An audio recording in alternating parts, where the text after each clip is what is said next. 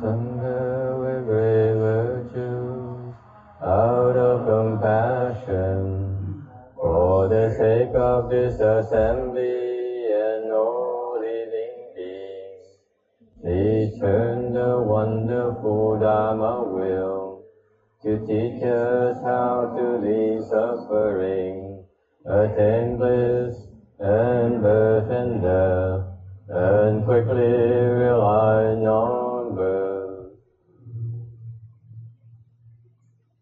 Cung thỉnh đại đức thẳng thinh, lý thứ pháp hồi cấp nhập tiếp chúng sinh, đến chuyên diệu pháp luân giáo đạo ngã môn, như há liêu sanh tư ly khổ đạt lạc, tất chứng vô sanh. Homage to the blessed, noble, and perfectly enlightened one.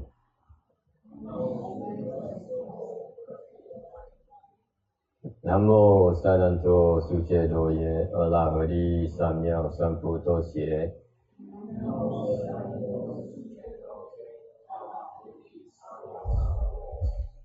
Nam mô Tát Đa Ta Tô Ya Ya Ra A Ra Ha Đê Tam Miêu Tam Bồ Đà Toa.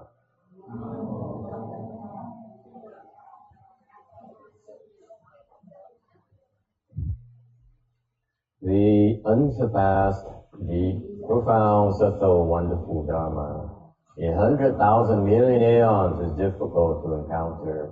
Now that I've come to receive and hold it within my sight and hearing, I vow to fathom the thus come one's true and actual meaning.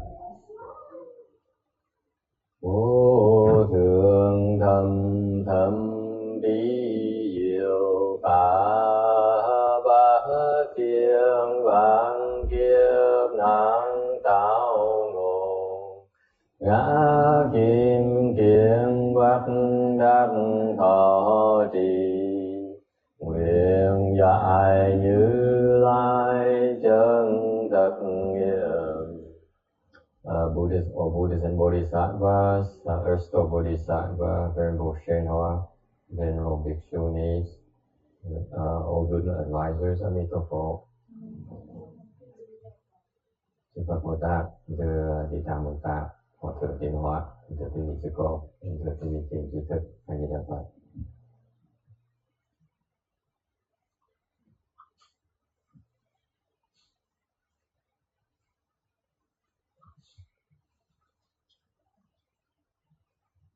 We're on slide 387 of Earth Store Bodhisattva, cái số 387 của kinh Địa Tạng Bồ Tát. Okay, we are in a section where where they begin to look into the environment of the hells. Lúc đầu thấy rõ hơn về cảnh giới của địa ngục. Okay, it's very threatening environment, created as a means for us to undergo the retribution for our offenses in the past. Lý do mà địa ngục tạo ra là tại vì địa ngục tạo ra để mình có cơ hội để mà trả nghiệp. So all the evil things you do in your life, okay, engender the creation of a hell awaiting for you to come. So you can be assured that it's right down there, they're getting ready and waiting for your coming. Okay. Và nếu cái gì mà làm chuyện bậy, làm chuyện ác, thì chắc chắn cái địa ngục đang nó từ từ nó đang hoàn lập, nó được tạo kiến thức kiến lập từ từ để đợi mình tới. Okay. So for example, what kind of evil things you do? Những cái loại ác gì? Ít it's a lot more subtle than you think. Không phải chỉ là chuyện ác không đâu, mà có chuyện rất tế nhị. Chẳng hạn như most of us are subject to the five quick servants. Okay. Chẳng hạn như cái ngũ lợi sự. Lợi sự là gì? They're called quick servants because they arrive very quickly. Lợi sự tại tới rất là lẹ. Meaning that when you face with a state, khi mình gặp một cảnh giới gì đó, when you face something, okay, pardon my jargon, when people mention, you often hear the word state, okay, quý vị thường nghe chuyện cảnh giới. Basically what it means that you face with something, okay, that's a state.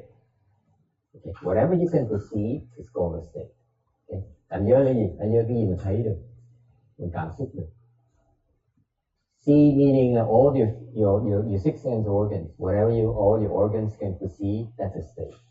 Những cái gì mà cái giác quan mình mà tiếp nhận được, cái đó gọi là cái cảnh giới. So far so good. So what the state is, okay? So what it means is that these five quick servants are the kinds of erroneous viewpoints that arise when you see something, you perceive something. Okay, and it may not apply to any of you. I don't mean to lump you all together, but I know they apply to me. Okay, cái này là gì? Là những cái lợi sự, những cái thành kiến sai lầm mà mình tự nhiên mình nó nảy trong tâm. Bộ khi mình thấy mỗi cảnh giới gì, những cái loại lợi sự nó nhảy trong tâm này. Ok, tôi không nói là quý vị bị bệnh này, tôi chỉ nói là cái này là bệnh của tôi. Ok, so quý vị tự xét lại. So you have to examine yourself.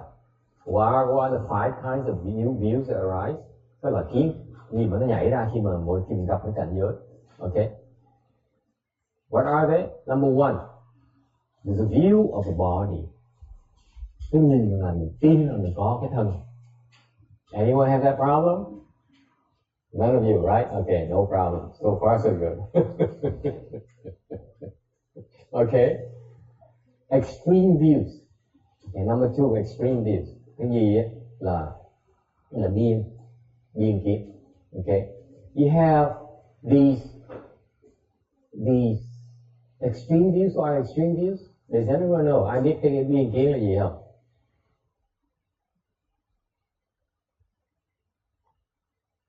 Is the belief that one side, someone, they would believe, for example, after you die, everything disappears. It's gone. Okay. It's called annihilationism. Cái loại là khi mà mình chết một cái là biến mất hết. Tức là, in other words, live it up, and when you die, everything will return to emptiness anyway, so it doesn't matter. Okay. Có nghĩa là khi người Tây Tiên là khi mình chết á, là cái tất cả trở về lại cát bụi, mất hết tất cả. Tại nó không sao hết á, mình cứ sống, mình cứ thoải mái, mình làm bậy đi, ok? Rồi chừng nào mình chết thì nó xong thôi, ok? So that's the first view. That's one extreme. The other extreme, that's the extreme of emptiness. Đó là cái biên kiến về cái cực đoan về cái gọi là cái không. Cái gì nó trở về không hết, thành nó không quan trọng. Không có nhân quả. There's no cause and effect. Okay? The opposite of the extreme, cái phía bên kia, cực đoan bên kia, they believe that it's called permanence. Okay? Là cái thường.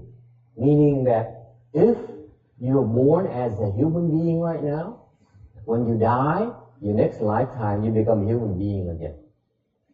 Có nghĩa là sau khi bây giờ mình làm người rồi, thì sau khi mình chết, mình sẽ hóa thai làm người nữa, tiếp tục làm người. Okay, so that's the other extreme. It's called the extreme of existence, gọi là cái hữu biên, cái không biên, cái hữu biên. Okay, you have one side, the extreme of emptiness, the other side, the extreme of existence. Nothing changes. Nothing lasts forever, so it doesn't matter. Okay. So that's those two extremes. All the other beliefs are between those two extremes. Cái kiến thức còn lại nó ở giữa.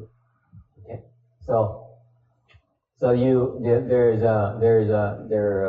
actually, this is a lot of people really believe in that. For example, the extreme view here, you find that very common in Hinduism.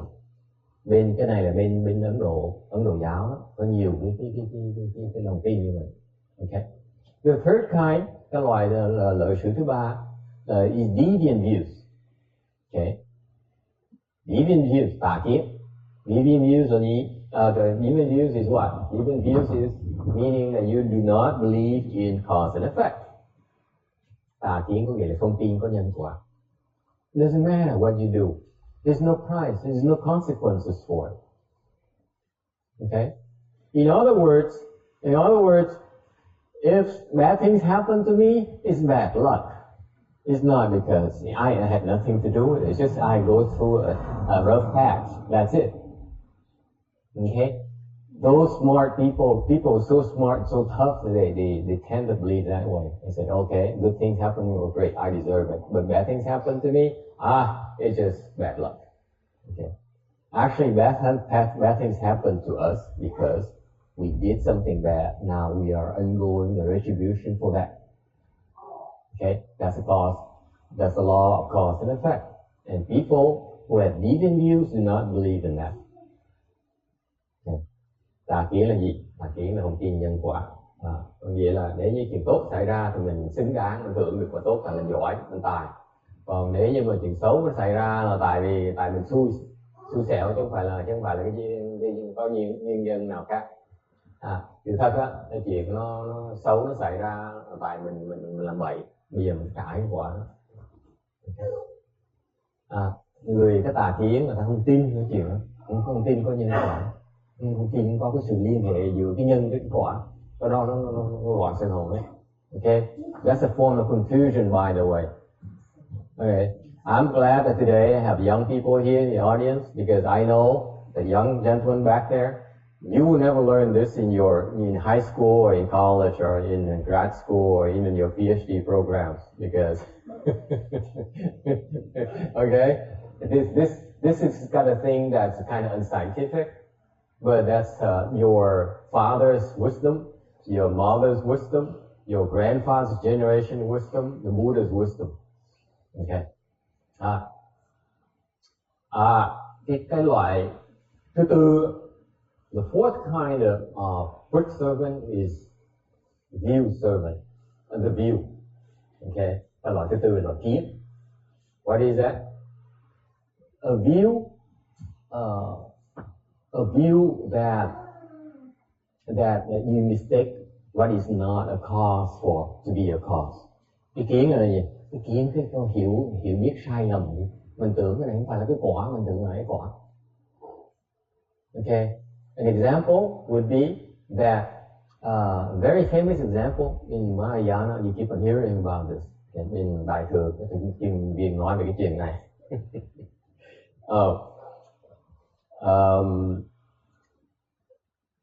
Vô văn tỳ kheo, the unlearned bhikshu. You hear a lot about this guy. This bhikshu here, người thầy tu này nghe nói nhiều lắm. Là ông là vô văn, có nghĩa là ngu đó. Vô văn nghĩa là không có học. Văn không có về tiếng Việt mình có nghĩa là nghe có nghĩa là học đó. Okay. The unlearned, sau đó mới dịch ra là không vô học như vậy. Là cái người này á, người ta tu lâu rồi, cái ông thầy này ông tu lâu rồi. He has been bhikshu for a long time. He applied himself very hard. Ông tu gắt gao lắm, là ông đạt được cái kết quả, ông đạt được cái được tứ thiền. So he worked very hard on his meditation and reached the fourth dhyana. Okay, folks, the fourth dhyana is a big deal. Cái tứ thiền là lớn dễ sợ. Let me tell you, most of the monks and nuns out there don't make it fourth. Right now, I'm seeing. I've been all over. Okay, I've seen Vietnamese, I've seen Taiwanese, I've seen Chinese, I've seen American, I've seen Tibetan, I've seen a lot of people. Okay, not many of them reach fourth dhyana. So this monk here reached fourth dhyana. Big deal. Okay, ông tới được cái tứ thiền là giỏi dễ sợ. Cái gì hiểu tài, ông này rất là giỏi. So, but he thought At fourth dhyana, he thought he became an arhat. Fourth stage arhat. Not just any arhat. He thought he became a fourth stage arhat. Cái ông này, ông được tứ thiền. Và cái cảnh giới ông thấy sướng. Đây hay quá, cái ông tưởng ông được thành A-la-hán rồi. Mà không phải là sơ quả A-la-hán, không phải là nhị quả, không phải là tam quả. Ông nghĩ là ông là tứ quả. Tứ quả là chuyện tinh thiên đồng địa. If you think that fourth dhyana is so hard, fourth stage arhat, sure, let me tell you, it's impossible. Flat out. Tứ thiền là khó như vậy rồi. Tứ quả A-la-hán kể như là không cách nào tới được, khó đến độ như vậy. Okay. Extremely difficult. Fourth stage arhat. Okay. But anyway, this bhikshu here thought he is a fourth stage arhat, therefore he has ended birth and death. Cái người A-la-hán là tứ quả rồi, người ta liễu sanh tử rồi, không còn chết nữa, không còn sanh tử nữa. Okay? He thought, he's so arrogant, he thought himself as such a big shot. Ông ngạo mạn như vậy. So, when he died, he saw his conscience asleep, and he said, wait a minute, I'm a fourth stage arhat. This is not possible. I should have no more self left. So he said, the Buddha pulled my leg. Và khi mà ông chết, ông thấy cái hồn ông xúc ra. Ông ơi, tôi là tứ quả A-la-hán rồi. Tôi còn chuyện cái hồn này phải ngưng rồi. Ok. Thành ra như vậy là Phật biệt tôi. Phật nó láo tôi. Tứ quả A-la-hán vẫn chết như thường. So he said, Buddha pulled my leg. Buddha lied to me. Because fourth stage arhat still dies. He's still subject to birth and death. So he started slandering the Buddha Dharma and the Buddha. Ông mới mắng Phật, mắng Pháp, phỉ bán Phật, phỉ bán Pháp. For that thought, okay, he immediately fell to the hells. Cái tư tưởng như vậy thôi là rớt xuống địa ngục ngay lập tức. Okay, is that serious? Okay. Now,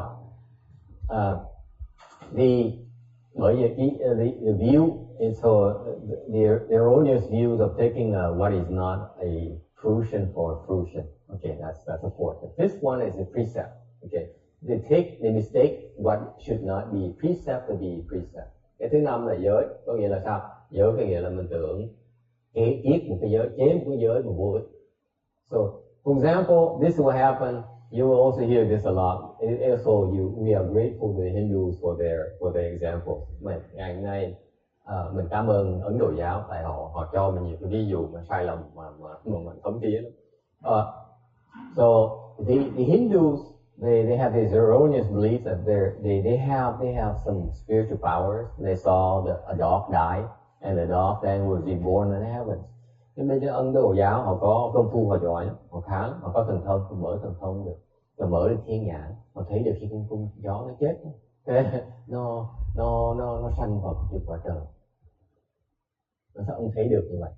Thành ra ông mới đi giảng cho đệ tử, ông nói rằng là có nghĩa là nếu mình giữ thế giới con chó thì mình cuối cùng mình chết rồi mình sẽ sanh lên quả trời. So he said, because of his spiritual power, he opened his heavenly eye, he saw the dog dying and being reborn in the heavens. He said, that's it. Then all we have to do is live, keep the dog precept, live the life of a dog, eat what the dog eats, do what the dog does. Then at the end of our life, we'll then have a chance to be reborn in heaven. The Catholics are wrong. You don't need to do. You just lead your life like a dog, then you just will be born in heaven. Okay? That's erroneous. Obviously, there's something wrong with that. Okay. Thành họ, cái đó là cái sai lầm. Bởi vậy là họ chế cái giới của con chó. Okay. Cuộc sống, họ tiếp những cái giới và những cái hành động,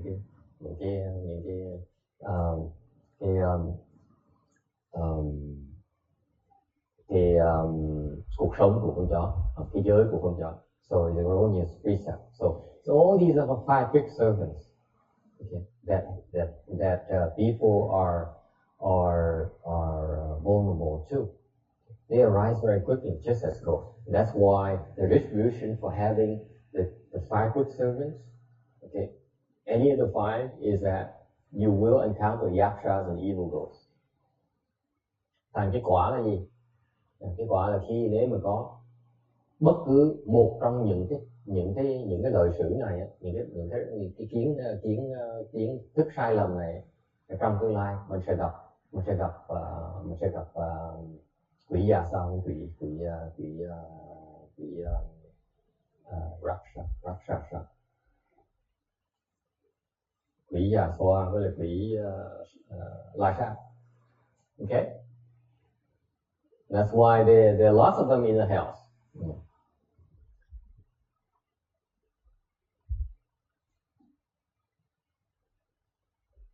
So because these views are prevalent and it has 88 different variations, and therefore you invoke the hell retribution of seeing hundreds of thousands of evil ghosts and yakshas. Vì những cái loại kiến thức này á, nó bao gồm cả ba cái thế luôn, tam thế luôn. Thành ra và trong cái tam thế đó họ có tất cả 88 loại lợi sử nhỏ khác nhau. Thành ra bởi vậy mới tạo ra cái quả địa ngục. Trong quả địa ngục, khi tới địa ngục sẽ thấy được trăm ngàn già xoa và quỷ dữ. Questions? Ai có thắc mắc gì không? Okay, so let's talk about the yakshas. Bây giờ giới thiệu với người biết về cái loại già xoa là gì. They call yakshas because they're speedy ghosts. Kịp tập quỷ. Cái loài quỷ đó nó di động rất là lẹ, giống như they're just as fast as flash water. Okay, lẹ lắm, như ánh sáng vậy. They call beast ghosts because they have an ox head, human hand and two ox feet. Những cái loài này già xoa gọi là thú quỷ là tại sao? Cái đầu nó gặp nó là nhận nó ngay, cái đầu nó là đầu bò. Okay. Cái đầu bò như là tay của người. Okay, như là hai chân của bò. Okay, nó hai chân thôi. They only have two feet. They are very strong. They can move mountains. Okay, mạnh lắm. Nó có thể di núi, di sang. They hold a steel fort. This is where the Satan idea comes from. Okay, this is where the Catholic God is from, by the way. Nó cầm cái gọi là gì á, steel fort, cái đinh ba cái chỉ ba đinh đó. Cái là bên Công giáo thì mấy cái hình nhiều lắm. Cái Công giáo nó nói về gọi là Satan một cái là có cái đinh mà ba chỉ đó. Okay, là con quỷ già xoa đó, nó bất trước bên mình đó. Okay, and the yakshas are evil. Okay, they are the most evil of the evils. Okay, rất là ác dễ sợ. They belong to the earth traveling ghosts. Cái loài này là loài địa hành già xoa. And their mouth have like caverns of blood, and teeth like blades. Răng nó sắc dễ sợ lắm. Miệng nó mở ra nó cũng giống như đỏ như là máu vậy. And see anything like that? Anyone? See? Wait, you have plenty of chances, don't worry. Trong tương lai quý vị sẽ gặp, đừng có lo. You're not going to miss anything. Next time you see them, remember I told you so. I warned you already. Lần sau quý vị thấy nó biết là trước là ông Tịnh Hóa ông nhắc trước là sẽ gặp rồi. Hỏi giật mình. Okay. But then not only are there yakshas down there, there are also hell soldiers. Dưới địa ngục nó còn có loại lính nữa. Okay, loại lính là cái loại lính là gì? The soldiers have 8 heads, okay, 64 horns, all blades, horn transformed to knives of wheels that spins around like that. Mouth and teeth are ugly, brass claws, and extremely strong. Những cái loại lính này sao? Có 8 cái đầu, có 64 cái mũi đầu đó. Okay, mỗi đầu có 6 cái nhỏ, 6. They will on slide, thank you, 389. Có 6 cái sừng, thank you. And mỗi sừng nữa nó thể biến thành một cái xe bằng bằng dao không, nó quay, xem nó quay, thành nó đụng. Remember those you handyman people, you have those grinders, yeah. Back then those DeWalt grinders. Well, these horns can transform into the spinning wheels, not grinder, but knives, a spinning knife. Okay, and nó có hình miệng có răng nó xấu xí dễ sợ lắm.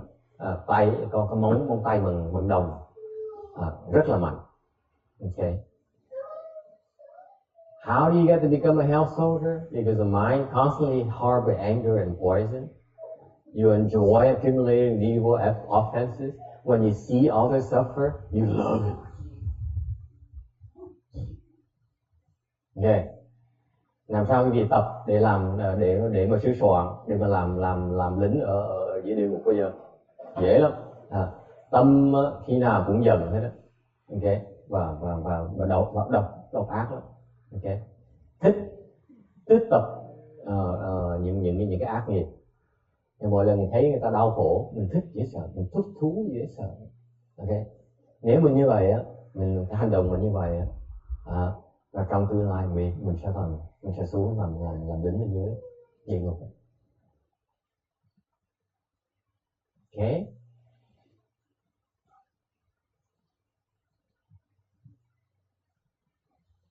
So what do these soldiers? What are they up to?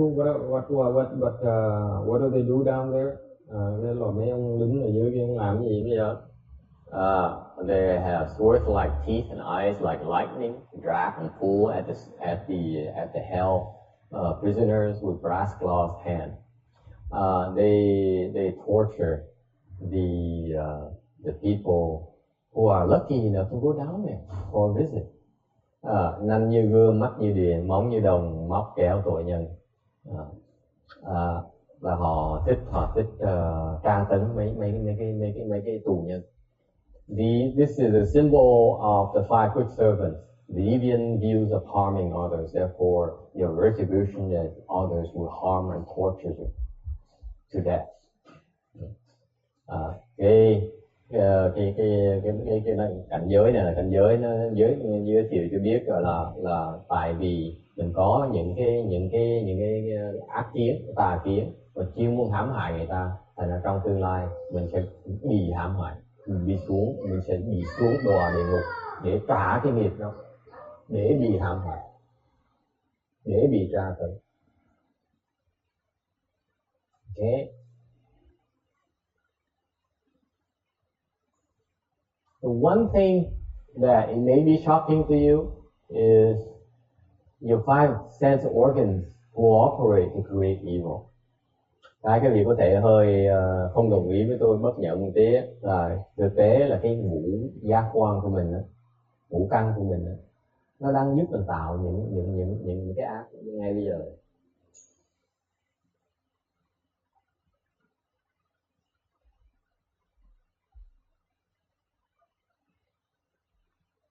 Okay, questions, comments? Thắc mắc gì không? Good, then we move on to something more pleasant.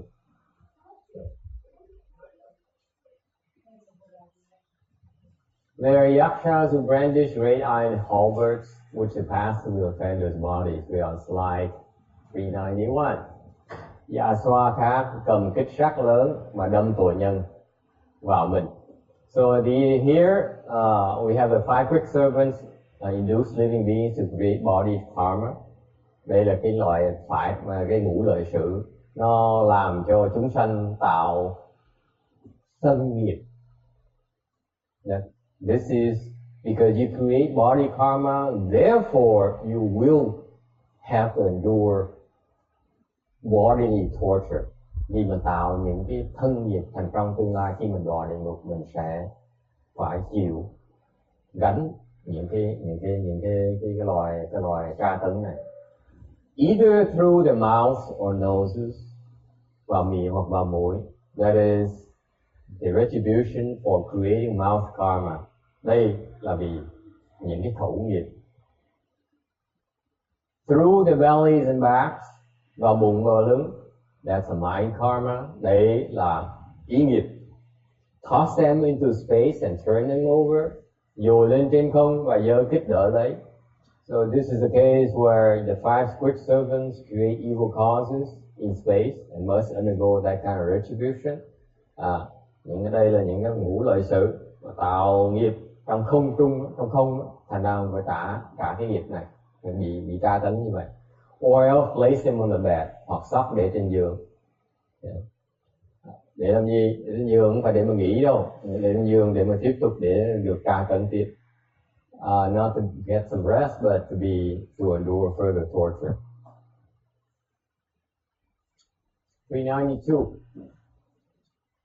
Okay, there are also a set of things that may go wrong. Đó một cái loài khác mà có thể sai lầm trong cái hệ thống của mình. Loại gì? Là ngũ độn sử. They call the 5 dull servants. Okay. What are these 5 dull servants? This is your mental attitude. Cái này là cái thái độ của mình. The first one is greed. Cái độn sử đầu tiên hết là gì? Là tham. Okay. The 5 dull servants is that when you face with a state, you give rise to greed and love. Độn sử có nghĩa là gì? Khi mình gặp với cảnh giới á, cái tâm mình đột nhiên nó nổi ra, đó là lòng tham hoặc là lòng yêu. Okay. So the first one is greed. Cái đầu tiên là tham. Mình thấy tham. You don't have that problem. Okay. Chắc cái điện có vấn đề đó thôi. Quý vị biết cái vấn đề tôi, you know what my problem is? This is a well-kept secret here in LA, but in San Jose people know it already. Cái lòng quý vị có biết tham tôi là gì không? Ở đây quý vị chưa biết thì từ San Jose nó biết rồi. Last year I revealed my greed to San Jose Chan students. Năm ngoái tôi đi San Jose tôi dạy thiền, tôi nói cho họ biết là cái lòng tham tôi ở chỗ nào. I told them this is the proof of my greed. Cái này là cái tham của tôi này. You know what this means? Don't tell them, right? You know, the girls know already, the white chicks know already. This is a manifestation of my greed for food. Cái này lòng tham tôi ăn. None of you, quý vị không biết ai biết có tướng hả? None of you knows how to look at any good at physiognomy. This is a manifestation of greed for food. Yeah, this is greed for food. Right here. The mole, the black mole. Okay, this is a manifestation of greed for food.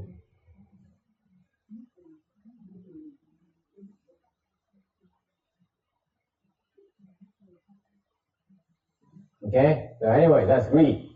Okay, so I don't have that problem. I have this problem. So this is very personal for me. I'm not talking about theory, folks. I'm talking about something real for me. Okay, cái này chúng ta đã nói chuyện trên trời dưới đất này. Tôi nói cái này là sự thật của tôi đó nha. Okay, I cannot. This is not show up here unless I am really greedy for food. Let me tell you, it's a struggle. So when I have this body, I came here born with this inherent greed for food. Isn't that interesting? Thì thấy vui không? Mình sinh ra cái thân mình một cái, mình có một người em biết ngay là cái cuộc đời mình phải lo cái tham ăn. Hả? Yeah, around one. Now she's gonna start. I know you. Yeah. Yeah. Look at your neighbors and get a closer look at your neighbors. The Vietnamese, the Asian, the physiognomy skills is very advanced. You look at you find a good book on physiognomy in the Asian physiognomy. It's excellent. I'm sure it's undocumented somewhere. Nếu tham ăn của ngọt nhẹ hơn tham ăn của tôi.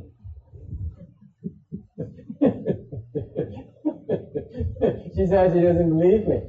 I was telling them that if you can read the Asian physiognomy books, it probably documents it. Okay, so Ngọc here says, I don't believe you. I don't have your kind of mole, but I'm very greedy for food. I said, yeah, but your greed for food is not as strong as mine.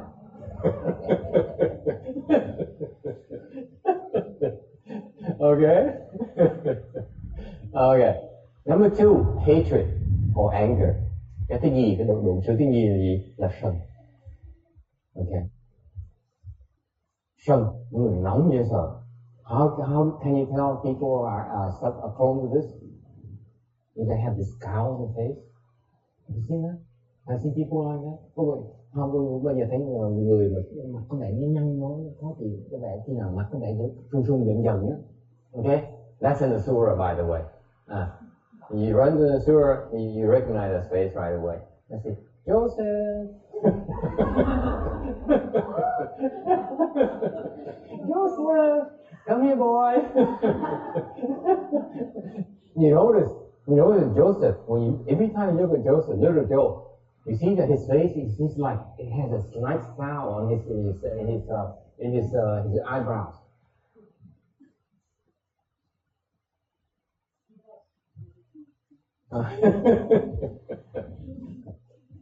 Cái nhóc 2 tuổi đó, nhìn cái mặt khi nào nó cũng nhăn thôi đó. Okay? It's so natural for these Asura boys because when they get older, they learn to disguise it.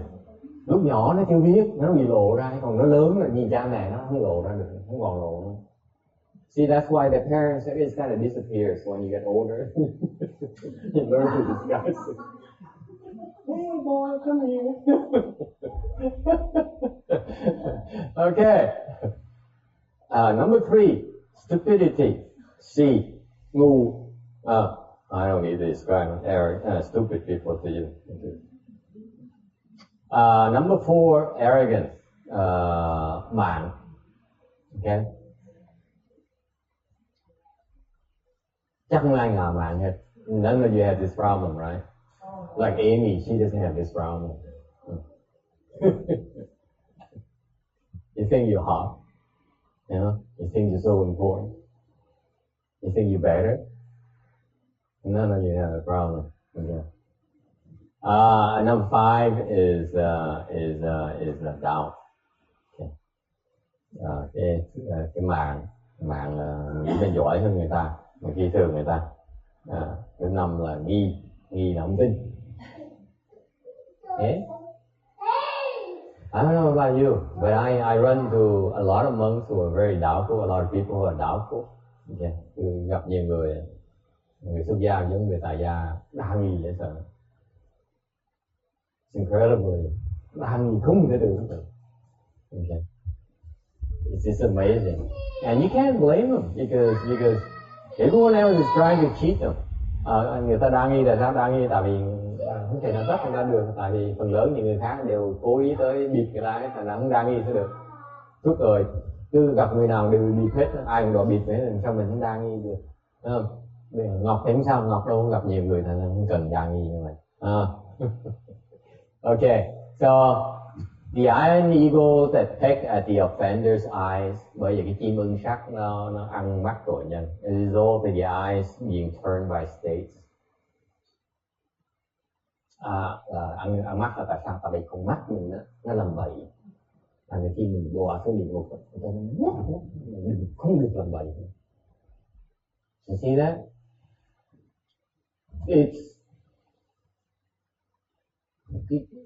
Why do iron eagles peck at the offender's eyes? Because we do evil things with our eyes, and therefore, when they fall to the hell, the iron eagles come over and inflict pain and take out our eyes so that we can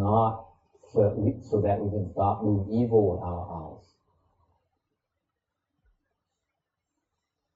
Cause and effect, folks. Okay, It may be a bit gory, nó có vẻ hơi nó có gớm tí, nhưng điều let me tell you something that's very personal that I experienced recently. Quý vị đừng tưởng là cái này là nó cái chuyện tương tự nó xảy ra, tôi mới xảy ra rồi kể chứ gì nha. What happened is that I helped someone who would have a carpal tunnel syndrome. Lần đây có người bị cái tay nó bị cứng lại. Ok, tôi tới giúp. Ok, tới tôi cầu cứu tôi giúp. Ok, thì tôi giúp được, tôi đúng cái gì đâu, tôi là thầy thuốc đâu, tôi giới thiệu người thầy thuốc. Ok, so what happened is that this person here has her hands locked up and it's very painful. She can hardly move, and you look at her and say, that is suffering. And so she came to me for help, and since I'm no doctor, so I referred her to my acupuncturist. Tôi mới giới thiệu cho người thầy thuốc này. And we have a deal. I have a deal going with him. I said, if I send people over there, okay, I'm not asking him to meddle. Whatever happens, the consequences, I assume all the consequences. Thành mỗi khi mà tôi giới thiệu người như vậy, người có quen rồi, có nghĩa là nếu giới thiệu qua, không phải tôi đẩy cái nghiệp qua người ta đâu. Người ta làm gì tôi lãnh cái quả đó. Okay. So I said, I better brace myself for this kind of thing coming. Tại mình nói chắc mình phải sửa soạn tại nó sắp tới rồi. Whatever I do, it comes very quickly. Tôi biết cái gì sao, tôi làm bậy là nó tới ngay lập tức. Okay. So what happened is that I've been working on this thing here. Bây giờ tôi sửa soạn, tôi sửa cái kinh nhật tụng này. Okay. And somebody said, Chinese characters too small. Nên có người nó than phiền đó là cái chữ Tàu nó nhỏ quá, khó thấy quá. Okay. So I realized that, so I spent 12 hours fixing it. Tôi mới làm việc. From like 10 or 12 hours, from like 3 or 4 in the morning until 3 or 4 in the afternoon. Okay. Tôi mới ngồi tôi sửa.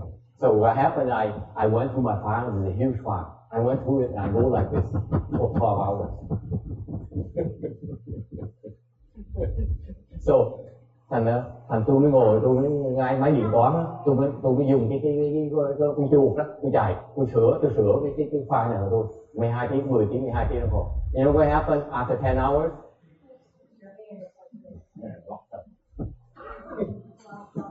I was going like this. I couldn't even move. Okay? That's retribution for you. Okay? You know why it happens? It dawned on me that, tôi mới hiểu là biết gì ra đó. When you abuse your body, you do evil to your body, khi mình làm bậy cái thân mình á, what happens? The body rebels. Khi mình làm bậy cái thân mình nó phản kháng lại, nó không đồng ý. So it locks itself. It locks itself right here. It's blocked right here. Ngay lập tức, ngay lúc đó cái thân mình nó không đồng ý, nó cứng ở ngay cái chỗ này nó đòn lại ngay lập tức. And so that's why you frozen right here, right away. Okay? So that's immediate retribution right there. And nhiều có tới ngay lập tức xem mình làm bậy. Never mind about someone else. Just say if you abuse your body, that's what happens. So the body tells you, sends you messages immediately. Và khi mình làm bậy một cái, mình xài xể thân thể mình cái, ở thân thể mình nói mình không có để ý. This happens to me. I look back in my life, that's what happened to myself. I keep on abusing the body tries to tell you. So what happened, I tell you, first it locks here, and then it moves up the arm, and then it locks in your back, right here, behind you. So you don't listen. If I stop, if I keep on going, so I say, okay, so I switch to my left arm, by the way. Sounds familiar? Tôi tay cứng, tay phải cứng, tôi để qua tay trái tôi làm cái tiếp. Okay? So that's what happened. Nếu mình cứ So if you ignore it, it will migrate up because it then locks this area, meaning it only locks your hand. Đầu tiên á, nó mới báo mình nhẹ nhẹ thôi, nó cấm cái tay mình xài chỗ này thôi. And then it moves up. You can't move your arm anymore. Cái đó mình không, lúc đầu nó lên cao, nó ở bây giờ cái tay không nghe lời tôi, bây giờ tôi cấm xài cái tay. You see? Did it happen to you? Anyone? Huh? And then it goes to the back here. Which back here is extremely serious now. This is serious. This is big time. This locks back here, folks. You know where I put my hand is? Okay. This locks up a bunch of things in your body. Okay? This is very serious. Yeah. Yeah. But you can't stop because sometimes you have to. You have to do it. See? See? She's so right. What is that called? Kim nói là nhiều khi mình ngừng được, mình phải tiếp tục làm. What is that called? Self-torture. Self-abuse. Vẫn nghĩ mình trúng. She still thinks she's right. The message is that you better be smart enough to listen to your body. Because the body said, you cannot abuse me anymore. You cannot abuse me anymore. You cannot abuse me anymore. You cannot abuse me anymore. And it keeps on locking up until you cannot abuse it anymore. And it dies.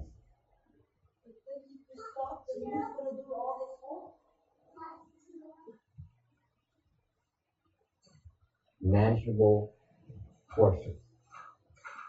You cannot go like this for 12 hours, 10 hours, and not harm yourself. Work for a couple hours, stand up, walk around, exercise. Okay, exercise. And then you go back to work. That's smart. Agree? Yes.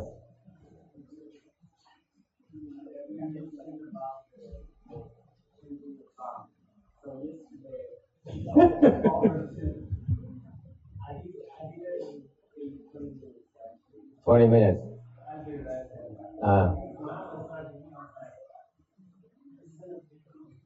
Yeah.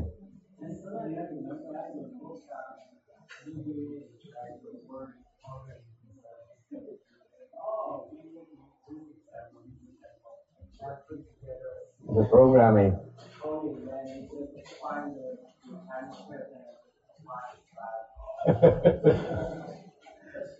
You see, yeah. nghe có hiểu, nghe tiếng Anh có hiểu không? Là ông ngày hôm qua ông tôi nhờ ông sửa cái cuốn sách như tôi tại vẫn làm chưa xong. Sửa chữ chị to vẫn nhỏ quá, tôi sửa phải chữ to nữa. Nên tôi nó hơi làm lần về quá xong làm lần cái gì đó. Cái ông nào ông làm giúp, ông về ông làm thì ông biên program làm. You see, you do not have to undergo retribution. I have to undergo retribution. That's the difference. See. I don't mind that because I know I expect that to happen. Okay. Well, what I'm trying to tell you is that there's a cause and there's an effect. No two ways about it. Okay. Có nhân có quả, không chạy được. Okay. Yeah.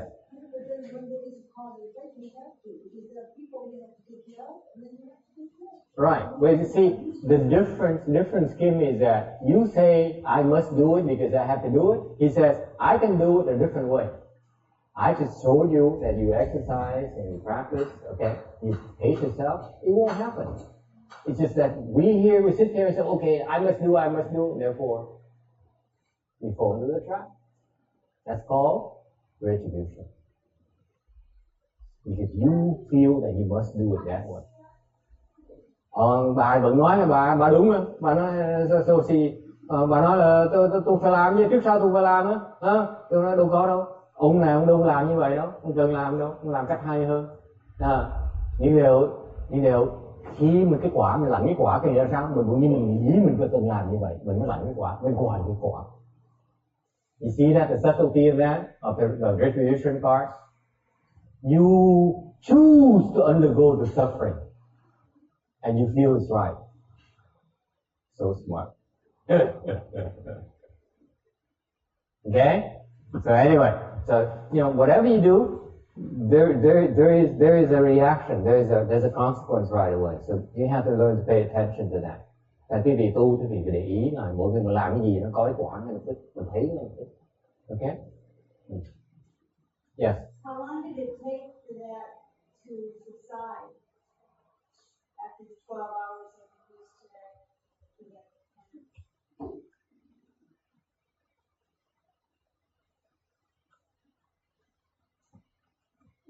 10, 15 minutes. I don't have to do anything. It goes off by itself. Hỏi is a good question. Hỏi lại là bao lâu cái tay mới hết đau? Chứ nó khoảng chừng 10-15 phút mới hết đau. Yes. Con cũng kể một chuyện đó, mấy sư cô hồi đó ngày xưa đó, cổ bị bệnh xa, rồi cái cổ cẳng đi gà chẹo mà đau lắm, thành đó cũng ở gần sư cô này, cổ đi không có được, mình có đi bác sĩ phải mổ rồi này kia mà sư cô có một cái đạo lực quá mạnh đi chống lại bây giờ ở đây nhã hẳn, thấy cũng hay lắm, thấy sư cô này, tính là con thấy chứng kiến, chứ đáng lẽ là mấy người yếu hay gì rồi. Tại vì con có tới gần sư cô tiếp xúc hơi nhiều đó thì thấy sư cô có một cái đạo lực quá là mạnh để chống được cái cơn này, chứ không có là sư cô có được, dám chắc 100%, không biết phải không đấy, gì đâu. Thầy vẽ sĩ cái mổ sư cô biết rồi không mổ, tại vì sư cô có một cái đạo lực quá là mạnh, chống nổi được cái cơn này. Nhưng mà giống mình yếu nghe rồi cái mình đi mổ cái mình sẽ liệt luôn, như vậy. Chứ đừng nằm, mình làm việc chưa xong không đừng nằm. Cái ông kia xong rồi phải cho ông đi, chứ còn bả làm chưa xong bả phải tiếp tục. Thiệt á, ông mới xong rồi ông phải đi. Cổ bị tai nạn con thấy rất là nặng nề. Nhắc cho biết thì mình chưa hiểu bao nhiêu điều. Cái phải ở đây mà phổ tiếp. Ông lên trời ông sướng chứ mồ. Cả hai người cùng trên xe mà, hiểu không?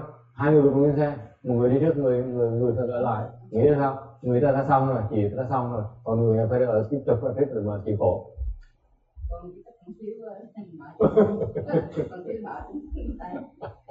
Làm việc chưa xong rồi, công việc chưa xong, phải làm tiếp. Okay.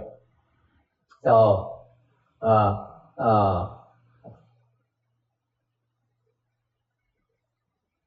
it's a good question that you asked earlier because. How long did the woman suffer? What? How long did the woman suffer? How long a woman suffer? I don't know.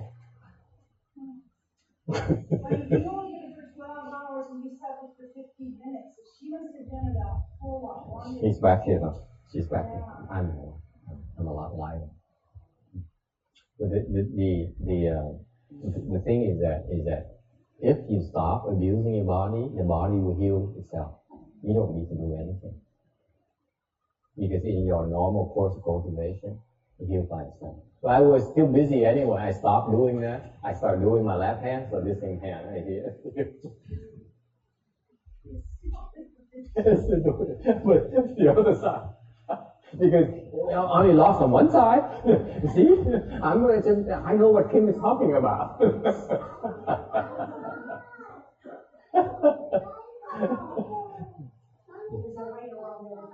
Yes, you keep on abusing it. Keep on abusing it. Okay? So, but actually, as soon as you stop abusing it, in your course of cultivation, it will clear it up very quickly. I wasn't even doing that. I wasn't actually doing it. I would kept on going, but since this thing here, it frees itself. It clears it off by itself. And then before this thing locked up, I was done.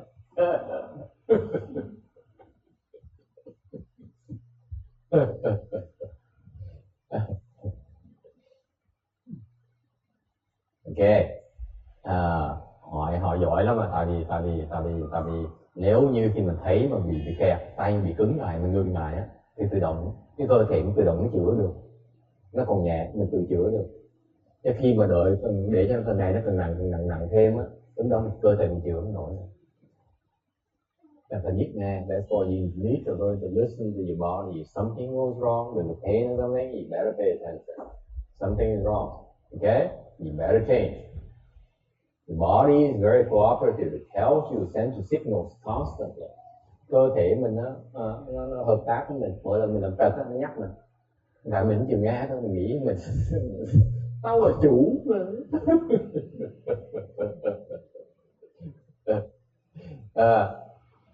Iron serpents that encircle their necks. We're back on slide 392. Rắn chắc cuốn cổ tội nhân mà xiết. That's from stupidity. Tại vì cái suy xử ngu rắn chịu nó siết lại. Okay, now encircle the necks. Can you picture that? See the Dharma? Take it back up.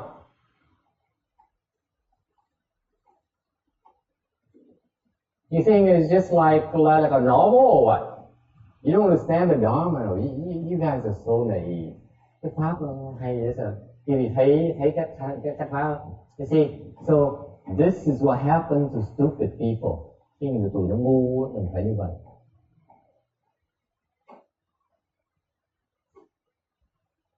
Get it? Không ai hiểu nữa.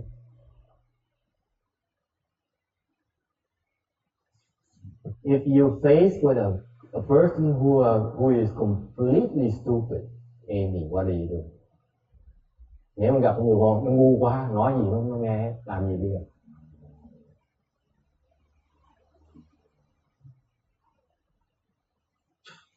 That's the only way to handle a stupid person.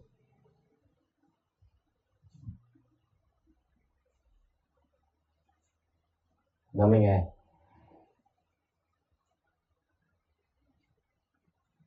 No, yes, you don't get it.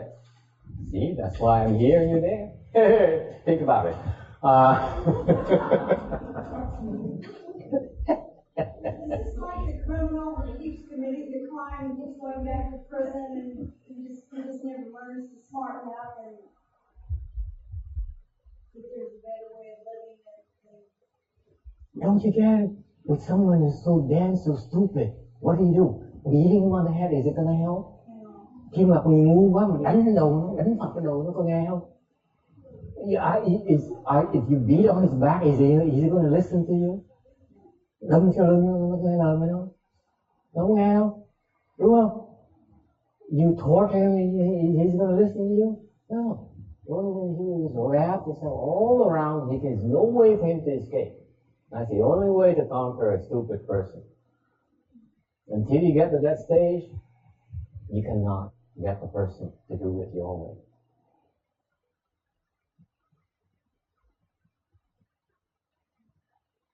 Say, you guys are naive. Oh my God. And you out there, sao quý vị dốt dữ vậy? Quý vị đã ngoài thế gian mà không biết cái pháp đó hả? Không hiểu cái pháp đó hả? How do you deal with stupid people? If you cannot do this, never mind. Leave him alone.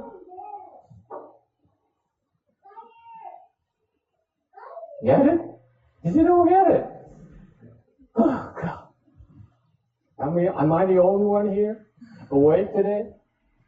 Never mind. Someday you understand. I'll give it a few years, 10 years. 10 năm rồi quý vị sẽ hiểu thì nó lo.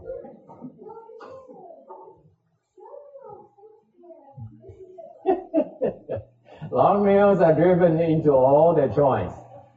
Các răng đốt và khớp của cơ thể để bị đóng đinh.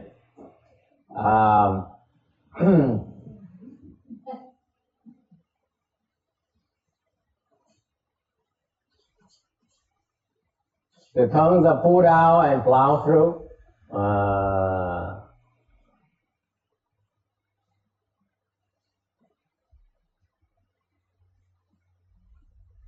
Lưỡi bị lôi ra mà cày. So anyway, you go through these different forms of torture because of the various offenses you create. Những cái loại tra tấn là tại mình tạo nghiệp bậy bạ, thành ra mình phải ráng chịu những loại nghiệp quả này. They get the food out, salt, and chop apart. Ruột rút ra mà chặt. There's a lot of suffering here, folks. On all parts of our bodies are being tortured and sliced and chopped and various things. Okay?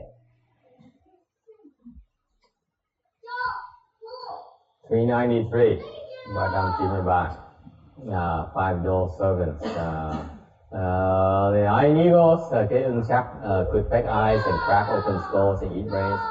Cho thầy giới thiệu quý biết là cái loài ưng sắt này nó có thể móc mắt, và là nó thọc cái sọ đầu mình luôn. Okay.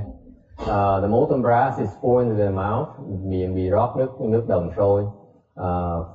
Đó là cái quả của khẩu nghiệp. Again, a manifestation of the mouth karma retribution. And the bodies are bound in hot iron. Khi mình bị cuốn dây sắt nóng. So this is here. The five dull servants are activated from on the inside, or priorly they are activated from the outside. Okay. Đây là tại vì ngũ đồn sử nó được thúc từ phía trong. Và trước mình rót đồng nước sôi á, nước đồng sôi á, thì đó là tại vì ngũ đồn sử bị kích thích từ bên ngoài ra. Okay. 394. When this world decays, the offender is born into another world. And when that world is annihilated, it passes in turn through others. When those worlds too fall and decay, this should be those worlds.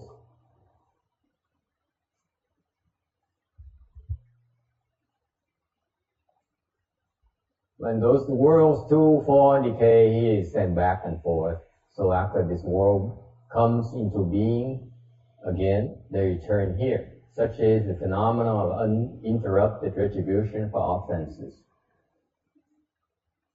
Lúc thế giới này hoại thì chuyển qua thế giới khác, lúc thế giới khác hoại thì chuyển qua thế giới khác nữa, như thế mà chuyển đi. Sau khi thế giới này lại thành thì bị chuyển về, sự nghiệp báo vô gián địa ngục là như vậy. Slide 397. This is the concept of the world cycles. Đây là cái ý niệm về cái thế giới, cái chu kỳ của thế giới. The world goes through cycles of becoming, changing, decay, and emptiness. Cái thế giới, the world you live in, cái thế giới mình đang sống đây á, nó qua 4 cái chu kỳ của thành trụ hoại không. Okay. The time horizon is cái thời gian là gì? Là cái kiếp, nó dài kiếp. Okay. Theo từng kiếp mà. So it's kalpa measurements of time measurement units. A kalpa, okay, is by definition an increase and a decrease. Cái kiếp là một cái tăng, một cái giảm. So you start with, okay, this I think this is the part where text has a problem swallowing, but we're going to force feed him until he accepts it. So. Cái này là ông da trắng là ông khó tin chứ để nói từ ông tự tin. So you start with the average lifespan of 10 years. Bắt đầu là người khoảng chừng 10 sống trung bình 10 năm thôi. Sau tới 100 năm tăng lên 1 tuổi. Okay. So after 100 years, the average lifespan that increases to 11 years on average. Another 100 years, you increase to 12 years, and so on, up to 84,000 years as the average lifespan. Bắt đầu là 10 tuổi thôi, trung bình 10 tuổi. Còn 100 năm sau, cái cuộc sống trung bình đó là 11 tuổi. Rồi xong 100 năm sau nữa là 12 tuổi. Cứ tiếp tục tăng đến tới lúc 84.000 tuổi là trung bình. Okay, and then from then that's the max as long as you can live, and then your lifespan, average lifespan decreases. Mỗi bờ nó giảm. Okay, nó giảm xuống. Yeah. So for example, right now we are in the decline phase. Our era is the decline era. Bây giờ chẳng hạn như là mình trong cái chu kỳ mà đang giảm, có nghĩa là thời ngài Thích Ca Mâu Ni là trung bình cuộc sống mọi người còn những 65 tuổi. Bây giờ mình còn có 60 rồi. Okay. So for example, when Shakyamuni Buddha was in the world, the average lifespan is around 65 years old. Now it's around 60. So we're declining. We will get shorter and shorter and shorter. What's the nature? Why does it get shorter? Tại sao nó ngắn vậy? Because we are becoming more and more prone to doing evil. Tại sao càng ngày nó càng ngắn? Càng ngắn là tại vì nếu như mình càng ngày càng ác, làm chuyện ác, thì cuộc đời của mình càng ngày nó càng giảm. You know, the more evil you become, okay, the more evil tendency you have, okay, the shorter your lifespan becomes. Okay, so on average, people are more prone to doing evil, therefore the lifespan decreases. Trung bình nếu như mà thường trung bình người ta càng ngày càng ác, thì trung bình cái mạng sống càng ngày nó càng giảm. Thành người nó có thời kỳ giảm, càng ngày nó càng ác, thế giới càng ngày nó càng tồi tệ. Isn't that the case out there?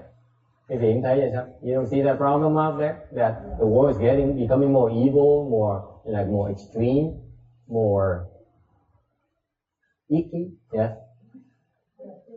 This lifespan is coming longer now because the industrialization is really started. People were only 45 years old. Okay. Yeah. Okay. But still, there's people that are dying really young, 20s and 30s, just like that. 40s. Yeah. So it's averaging out. Yes, there are people that are living longer, but there's a lot of people that aren't even getting to live longer. Mm. Oh, wow. Okay.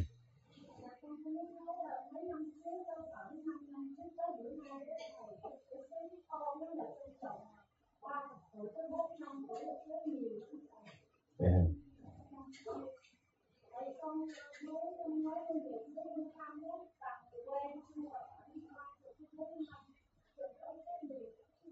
So Ngọc says that she went back to her country, Vietnam. Is it Vietnam? Cambodia. Okay, and for a visit, and she found out that a lot of people in Cambodia between the age of 30 and 40 have died. Okay. So if we're talking about average, that maybe they're increasing in our area, but the rest of the world is decreasing quicker. But it's decreasing in our world too. Yeah. All young people are. Yeah. Well, a lot of people are living longer too, thanks to medical improvement. But on the opposite end of the spectrum is that more people are dying younger as well because they're under more stress, a lot more stress. Last month I helped a couple of people. Someone died at the age of 50, in his 50s. One else died at the age of. Vicky's sister died at the age like 45. Okay. So people are dying younger too. Anyway, so the kalpa is one increase, one decrease. You go down to one to 10 years and then you increase again. So you go through the cycles of that. Okay? Increase and decrease. That's a natural progression of the state of the world. If you're decreasing, it means the world is becoming worse. If you're increasing, the world is improving. Okay? Quality of life is improving. And the small kalpa, 1 triệu kiếp, 1.000 kiếp.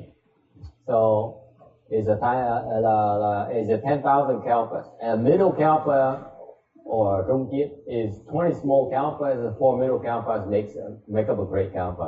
Bởi một cái đại kiếp là 4 cái trung kiếp, một trung kiếp là 1000 là 20 tiểu kiếp, một tiểu kiếp là 1000 kiếp. Okay, so when the world is destroyed, the prisoners are moved. Okay, to continue the retribution and somewhere else. Okay. Thành mỗi lần nghĩ cái thế giới bị hoại nữa. Because what happened is that when you hear about the destruction of the world, khi mà nghe cái chuyện mà cả cái thế giới bị hư đó, bị không biết là không, you know what I mean? Cái nghĩa là gì? Means that physically the world is destroyed, but doesn't mean that the living beings die with it. No. Cái thế giới nó bị hoại chỉ có nghĩa là thế giới nó bị hoại, nó biến mất thôi. Cái người sống vẫn sống như thường, chúng sanh vẫn sống như thường. Thành bởi vì khi thế giới bị hoại thì chúng sanh được dời ở chỗ khác. Alright. 398. I'm all over here. Okay. Moreover, this hell is given the name uninterrupted for 5 reasons. What are they? 1.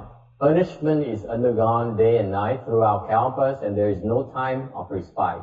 Therefore, it is called uninterrupted. 2. A person feels it, yet many people also feel it. Therefore, it is called uninterrupted. 3. The implements of punishment are forks, clubs, eagles, serpents, wolves, and dogs, which pound, grind, saw, drill, chisel, cut, and chop. Boiling liquids, iron nets, iron ropes, iron donkeys, and iron horse that flay one alive, bind the head in rawhide, and pour hot iron over one's body, meals of iron pellets, and drinks of iron fluids. Throughout many nayutas of kalpas, such suffering continues without respite. Therefore, it is called uninterrupted. 4. Whether a man or woman, a barbarian, old or young, honorable or lowly, a dragon or a spirit, a god or ghost, everyone must undergo retribution for the offenses he has committed. Therefore, it is called uninterrupted. 5. From the time of entry, one undergoes 10,000 deaths and as many births each day and night throughout 100,000 kalpas. He may seek relief for but the space of a thought, but even such a brief pause does not happen. Only when one's karma is exhausted can he attain rebirth. Because of this continuity, it is called uninterrupted.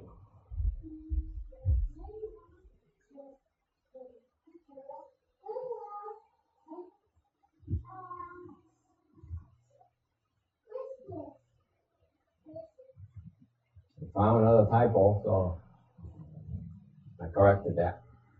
Okay, we on 400. Vì năm sự nghiệp cảm nên mệnh danh vô gián. Năm sự não, một là thọ hình ngày đêm cho đến hết số lượng, không lúc nào gián đoạn nên mệnh danh vô gián. 2 là một tội nhân cũng đầy cả ngục, mà nhiều người tội nhân cũng đầy cả ngục nên mệnh danh vô gián. 3 là hình cụ như chĩa gậy, ưng rắn sói chó, cối giả, cối xay bằng đá, cơ đục đồ chặt đồ phát, vạc nấu nước sôi, lưới sắt, dây sắt, lừa sắt, ngựa sắt, da sống để cuốn đầu, sắt sôi để dồi thân, viên sắt nóng để bắt nuốt khi vang đói, nước sắt sôi để bắt uống khi kêu khát. Từ năm qua kiếp tròn hết nay do tha số, khổ hình liên tục không có gián đoạn nên mệnh danh vô gián. 4 là bất kể nam nữ, ngoài rờ văn minh, già trẻ, sang hèn, rồng thần trời quỷ, để tạo tội thì cảm toán đồng chỉ như nhau nên mệnh danh vô gián. 5 là đọa vào địa ngục từ khi mới vào cho đến 100.000 kiếp, mỗi ngày đêm chết đi sống lại vạn lần. Cầu tạm ngừng một niệm cũng không được, trừ khi nghiệp tận mới được thọ sinh. Do sự liên miên như vậy nên mệnh danh vô gián.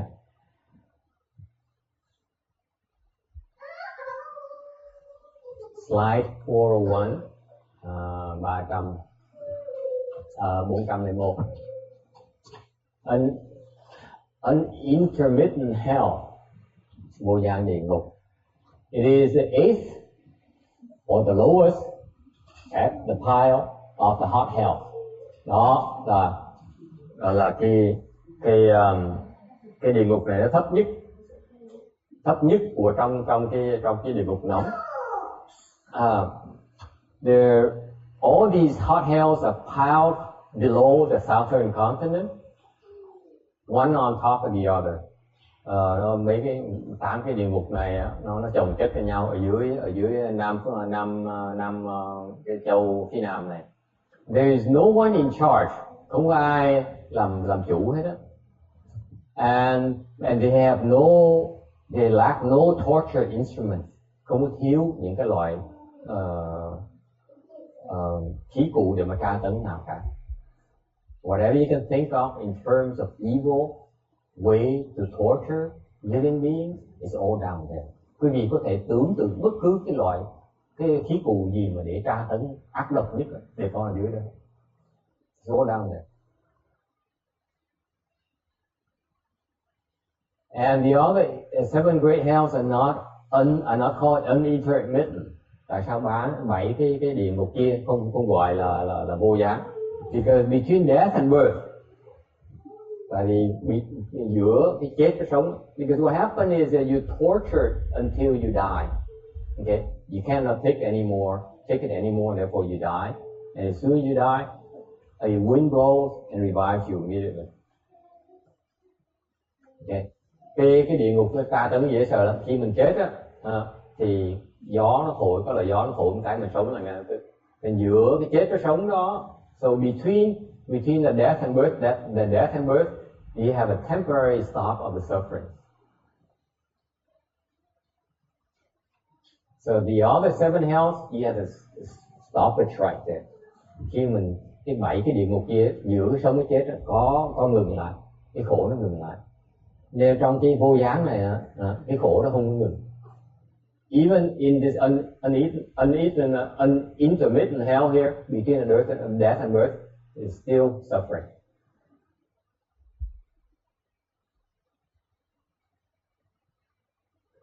Okay? Because between birth and birth here, there's a transition where you go into a transitory state. Okay, that state is a lot of suffering, just as well on the 8th hell here.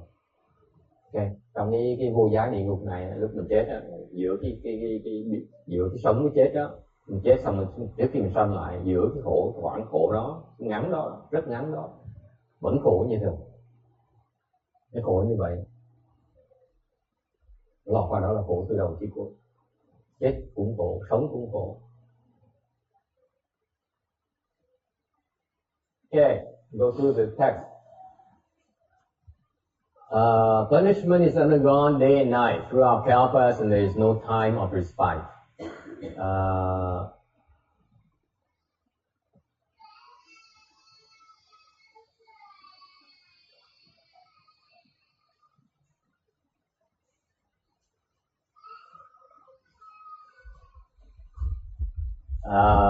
So once karma affects the future, whatever you do here, we are creating forces that will affect the evolution of our environment, like the climate changes, the national debt, that kind of thing. Cái tra tấn này là bị được tra tấn ngày đêm mà qua kiếp mà không bao giờ có ngừng ấy, mới gọi là thời vô gián. So it's the first kind of uninterrupted is time. Cái đầu tiên hết là cái thời nó không bao giờ ngừng, cái khổ không bao giờ nó ngừng hết. Alright. Number 2, one person feels it, and yet many people also feel it. It's a space uninterrupted. Một người cũng đầy mà nhiều người cũng đầy. So what happened is that when you see yourself, the hell prisoner, they see the body as filling up the whole hell. whether it's one person or 10,000 person, they all see themselves filling up the house. Okay. Là một người thấy ngục cũng đầy, 10 vạn người cũng thấy đầy nữa. Okay. So this is the result of when you're in the world, the evil created may not be widespread, but the evil mind pervades the whole Dharma around the whole universe. Là tại vì lúc mình còn sống trong cái thế gian này thì mặc dầu những cái ác mình chỉ tạo trong cái thế gian này thôi, nhưng điều cái ác tâm mình nó đầy cái khắp cả vũ trụ. Vì vậy cái ác cái nghiệp mình trả mình thấy bị cái vô gián trong cái không gian. Okay, and therefore your retribution and you undergo the retribution of uninterrupted in space, because the evil mind pervades space. Yes.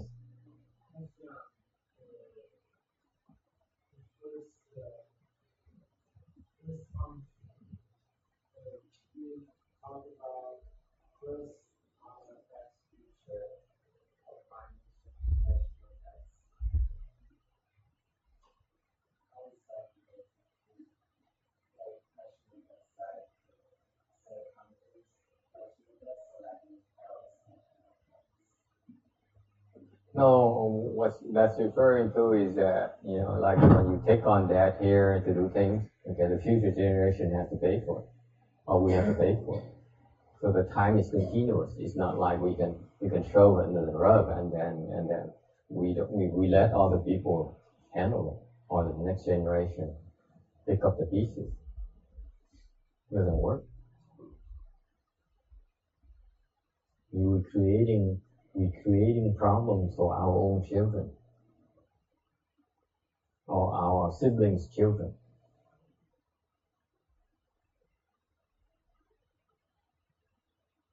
So the evil we're creating today, it continues and affects the last through time.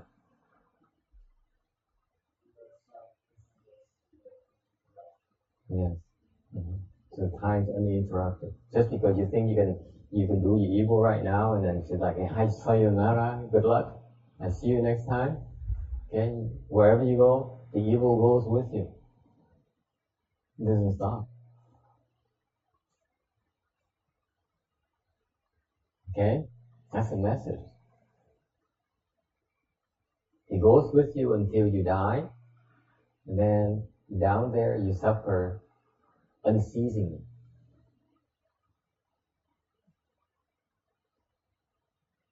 Because you think you can get away with it. Does it help?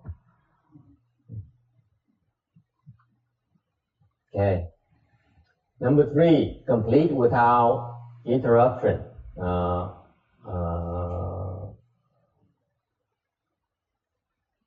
Đầy đủ loại tra tấn mà không tiêu thôn gì. Complete in torture. Cái loại khí cụ để mà tra tấn. No evil is not done. Thus, therefore, you undergo all kinds of torture in the hells. Vì không cái ác gì mà không làm đấy, thành ra mình phải chịu khổ đủ cái là ác, và cái khổ dưới địa ngục. So for example, the locks and whips and sticks are from cheating. Như cái cảnh giới mà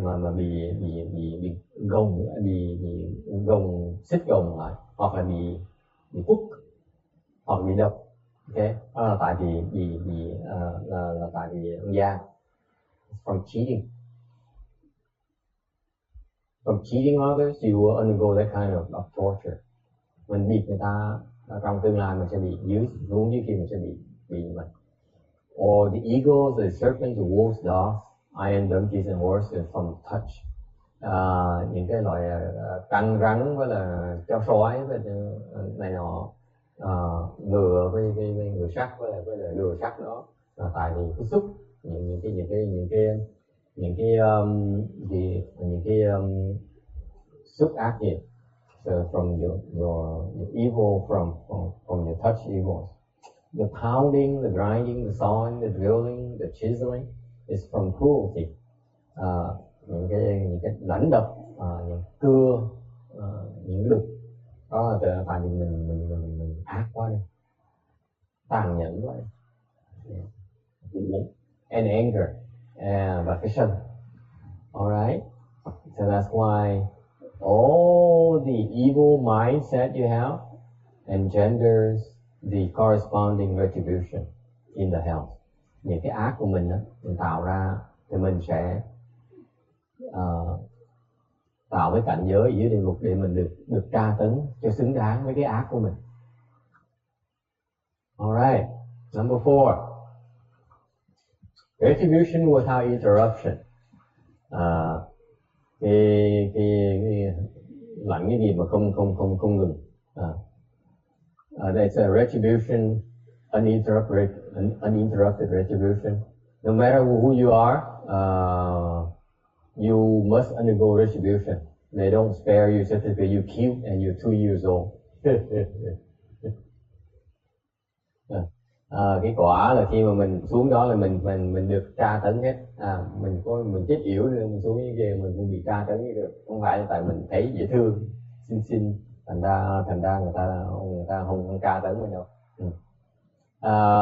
Speaking of age, về tuổi, old here refers to 70 years, già thì 70 tuổi.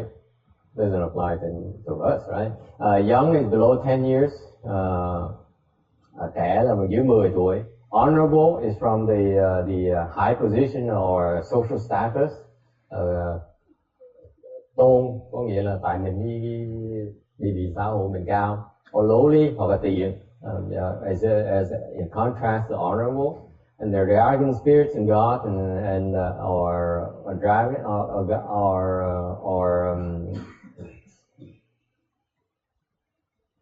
why do I have two spirits there?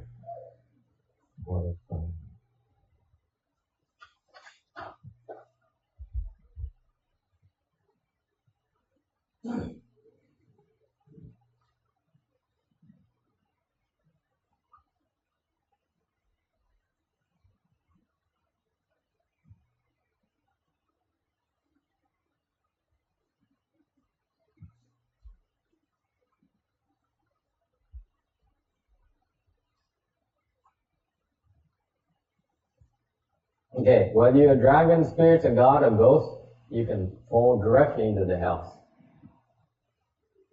Bởi vì cái này nó có thương già, từ trong già, tinh mới già có nghĩa là lớn tuổi, còn hơn 70 tuổi cũng gọi là già, còn dưới 70 tuổi vẫn còn trẻ. Còn mà trẻ thì sự trẻ là dưới 10 tuổi, còn hoặc là sang hoặc là hạ tiện. Nhiều cái quan trọng nữa là rồng hoặc là thần hoặc là thánh. Thân hoặc là tiên hoặc là quỷ để có thể rớt vào đó đi thẳng địa ngục không? Okay, there's direct flight from the dragon's world to the hells, from the gods, from the heavens directly to the hells. Ngay bây giờ làm mấy ông trời cũng vậy. Bây giờ làm trời thôi, làm ở trên trời thôi, chết có thể rớt đọa địa ngục như thường. Có cái nhân làm bậy rồi thì khi chết mình có thể đổi xác, mình có thể đổi lốt, mình có thể đọa địa ngục như thường. So what happens is that even though you're okay right now, even though you may be in the God's realm right now, when you die, when you change body, that's when you are subject to the fall into the hell. Okay? Yes.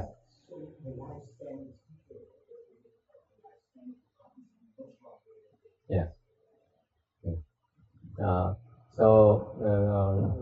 Khi mình sống trên trời thì đương nhiên cuộc sống nó dài hơn, thì mình hưởng cái lạc lâu hơn. So what happens is when you're born in the heavens, your lifespan is a lot longer because then you can enjoy your blessings a lot more.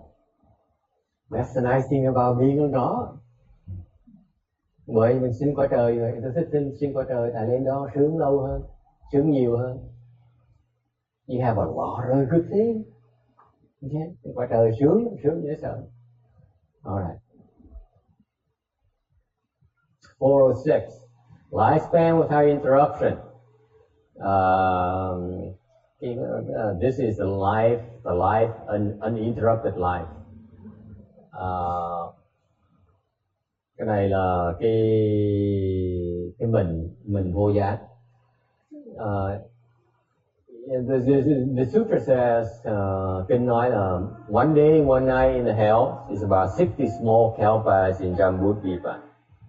Một ngày một đêm ở dưới địa ngục á, là bằng 60 triệu kiếp ở trong cõi mình. Think about it. 60 triệu kiếp. It's a long time. Một ngày một đêm á, ngày dưới địa ngục thôi á, là bằng 60 triệu kiếp ở đây. Think about it.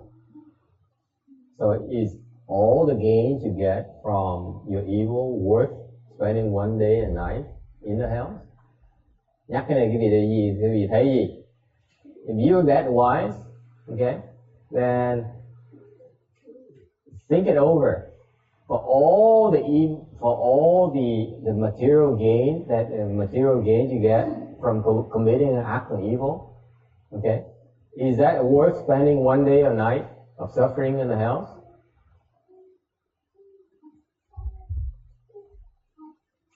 Okay.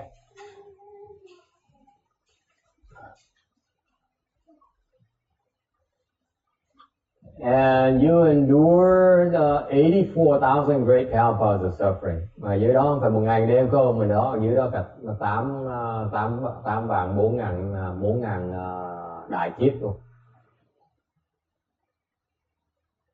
And each day you have 10,000 deaths. Mình ở đó mình không phải một ngày một đêm, mà ở đó 84 vạn kiếp, 8.4 vạn kiếp. Một ngày á có thể chết 10.000 lần. Okay, you die 10,000 deaths every single day. Okay, and you won't even get a finger's nest worth of break between tortures. Khi bị tra tấn á, không được ngừng, không liên tục, đứng tay cũng ngừng cũng được nữa. Until the retribution comes to an end, cho đến khi mà khi nghiệp mình trả sẽ xong, đau khổ liên tục. Okay, yes.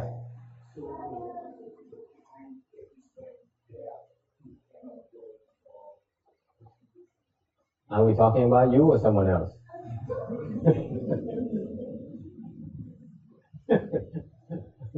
No, không hỏi không hỏi. Mình ở đó là mình lâu ngắn là tại từ cái nghiệp của mình. Tôi hỏi lại rồi cái là nghiệp của ước là nghiệp người khác. Yeah, you go down there, it really depends on the severity of your offenses. Cái này là cái mình cần khổ là tại vì cái mình tạo cần nghiệp cần nặng thì chúng ta phải cần chịu khổ nhiều. Yeah.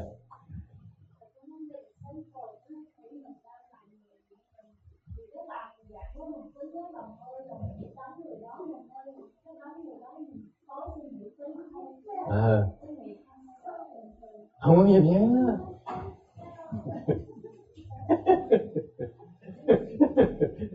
Muốn nghe về phải không? Mày tới đây, không có tới đây chắc là chết rồi em ơi. She asked me, she says, what if I get angry at someone and I feel like hitting that person? I was going like this and I thought myself, do I have any karma? I said, no, we have no karma whatsoever. That's what she wants to hear. Thầy học với thầy lợi không? Đấy thầy cho thầy tha thứ hết. See, I said that's what's so advantageous about coming to me. You come here and I forgive all your offenses. Of course it's karma. Tạo nghiệp nhiều. Nó là nghiệp gì? Là nghiệp gì? Ý nghiệp. Vẫn còn cái ý mình vẫn tạo ác như vậy. Cái này là cái thân nghiệp, đánh là thân nghiệp. Còn vẫn dần là cái ý nghiệp.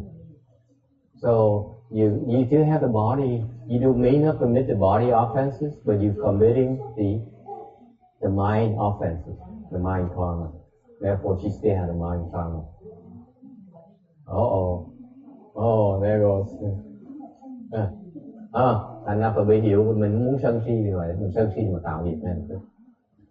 This is why, that's why you have to pay attention to anger. So you're creating offense immediately, and you create a seed to be tortured later on down there. Thành ngay cái tạo cái ý nghiệp thôi á, mình tạo đủ cái nhân duyên thì sau này mình tra tấn ở dưới. Okay? Yeah. But if you think that and you don't act on it, and you think stop, then that should be some. You know, wouldn't you love to do it to him? Huh? Huh? Oh, it feels so great, wouldn't it?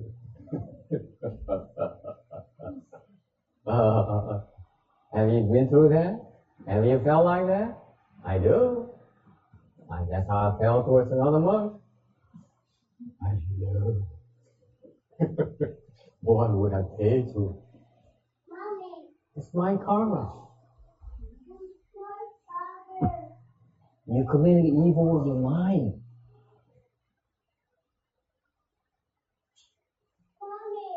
You think it's of no consequences? Quý vị người nghĩ vô đấy nghĩ là tôi giận này quá rồi tôi muốn băm thây ông, nhưng điều tôi còn sáng suốt tôi không cần băm thây, tôi không tạo được cái ý mà giận tâm thù, là cái vị nghĩ không có ác hại, không có hại hả? You think there is no harm at all in that? Huh? But then you stop. There's no harm, right?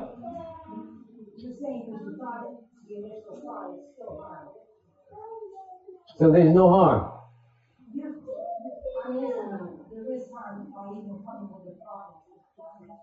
You believe that if you are poisonous in your mind alone, there's no harm in it. Tôi hỏi quý vị, nếu quý vị chỉ nghĩ quý vị chỉ ác thôi, cái tâm quý vị chỉ ác thôi đó, là không có gì hại hết hả? You really believe that? Yes, anyone? No? What proof do you have, Randy?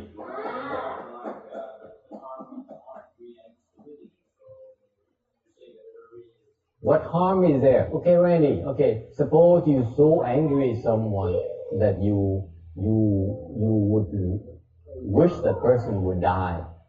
Okay, what harm is there? So I'm very practical here, folks.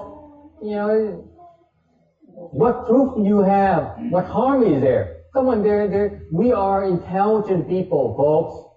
Mình là người có trí huệ, người thông minh chứ đâu phải đần độn. Okay, that's why you're here. Come on, that's why you're here. So you say that there's no that seed is doesn't do anything. What proof is there? What harm is there? What proof do you have that uncommon lands exist? Cultivate that all the time, not long ago.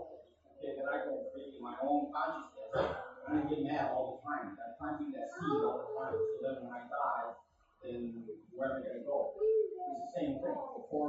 No, it's not the same. It's entirely different. Okay? Entirely different. Just because you don't see it doesn't mean it doesn't exist.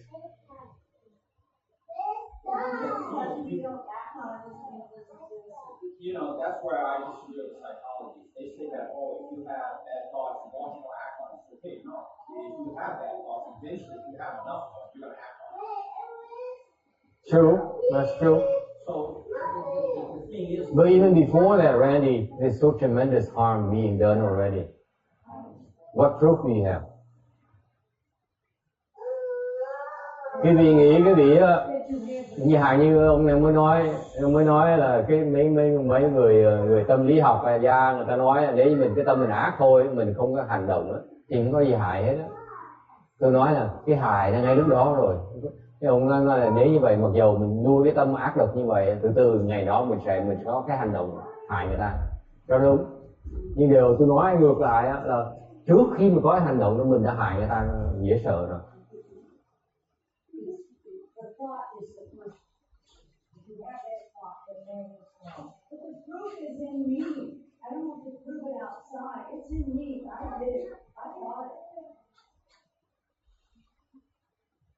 Did you hear that?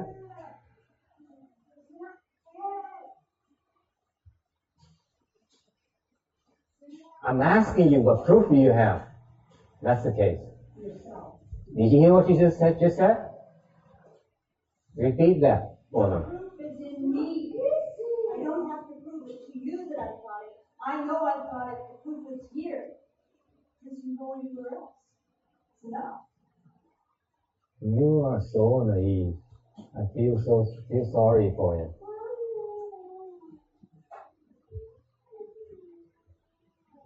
Chứ mình nghĩ là cái tâm mình ác là không ai biết hết, không có gì hại hả? Cái gì tôi thờ không thể tưởng được. Conduct this experiment for me. Về nhà làm thử này thì tôi biết. Nên hoặc không cần làm lần sau để ý cái này thấy. Have you ever been so angry at someone that you want that person to die, to harm that person? Có bao giờ ai giận người đến độ mình muốn hại người ta? Có bao giờ? Anyone? See, the women they don't have that problem. Only the men's side here. All the men are yes, I know what you're talking about. I know what you're talking about. But the women, not me, don't look at me.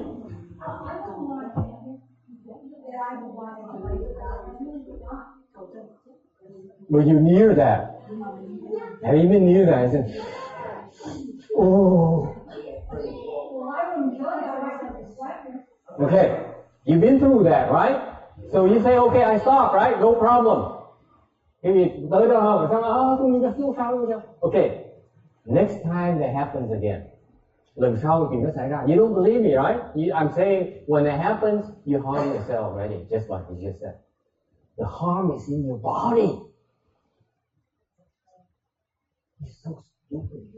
Yeah, I think so, because you have hate. How? What proof do you have? You have heat rising, you can see your face get flushed. Your temperature gets elevated, your blood pressure. Just right there, you know you have physiological change. Something so crude as I apologize first for my crudeness. Tôi nói xin lỗi quý vị trước là tôi hơi thô lỗ một tí. Okay? When the next time that happens to you again, okay, I want you to pay attention to this. To prove to you that the harm you're doing to yourself. Yes. What? Oh, even more than that, Janice. Quý vị biết cái gì chuyện gì xảy ra không? Lần sau mà quý vị mà còn giận người ta đến độ như muốn hại người ta, muốn ám sát, muốn tra tấn, muốn đánh người ta nữa, ok, muốn làm ta đau khổ gì?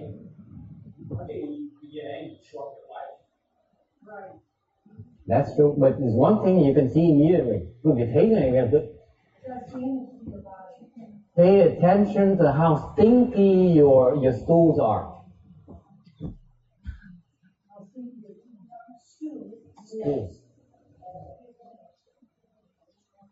Lần sau cái vị giận mà ác động độ cái vị để ý khi mình đi cầu đó, nó hôi không thể tưởng được.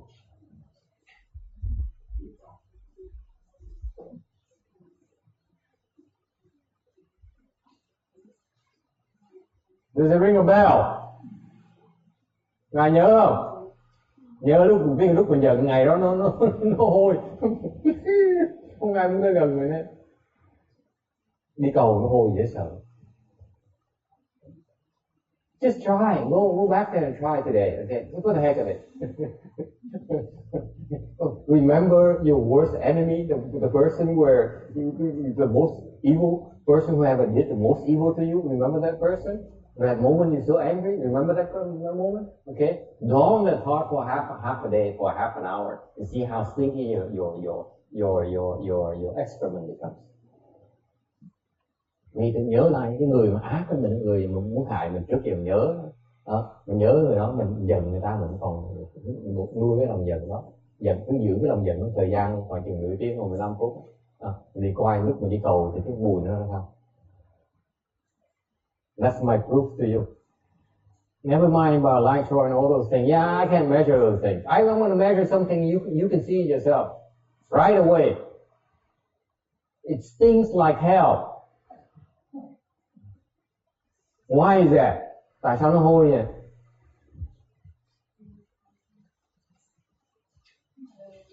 Khi nghĩ một cái xấu lần sau là mình trồng một cái nhân xấu rồi, mình hận thù cái người đó là mình có cái tâm độc, mình có cái khí độc ở trong cái tâm mình, rồi mình cái độc nó đâu, cái độc nó hại ai? Cái người đó rồi đó làm chặn cái nhân xấu cho người đó rồi. Cái độc đó, cái khí độc trong người mình nó đang giết mình. Thành chuyện như thế ra, mình đang bị chết, thành ra mình phải tống nó ra thôi mình chết. Nếu nó để trong là mình bệnh. Quý vị hiểu không? Thành không đi cầu là bệnh. Phải tống nó ra, tống nó mới hôi rồi nó bằng cớ tôi, bằng chứng tôi ở đó. Tại quý vị không tống ra quý vị bệnh nặng dễ sợ lắm. Hiểu chưa? Thấy không? Nó tai hại như vậy đó, đừng nói chuyện không có sao đâu. Ngọc hiểu không? Cứ thử đi, cứ nhớ người mình giận ấy, nhớ người mình giận cái sao? Nhìn cái mồ hôi của mình, nó hôi nó độc, nó độc cái đồ như vậy đó. Thành cái cơ thể mình chịu không nổi cái tống nó vào.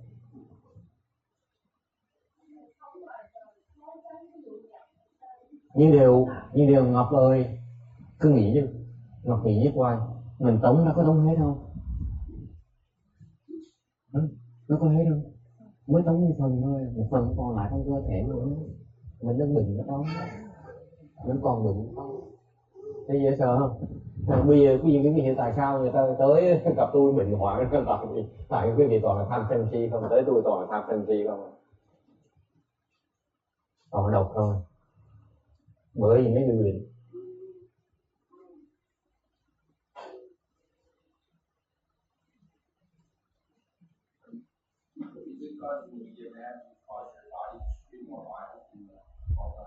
See, this is scientific, yeah. He needs some scientific stuff. I'm giving some even better than scientific stuff that even scientists can never dream of.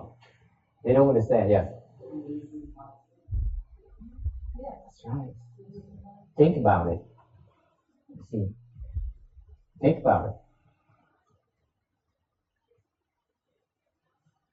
The reason your stool, your excrement is so stinky is because it has a lot of toxins, right? Where does the toxin come from?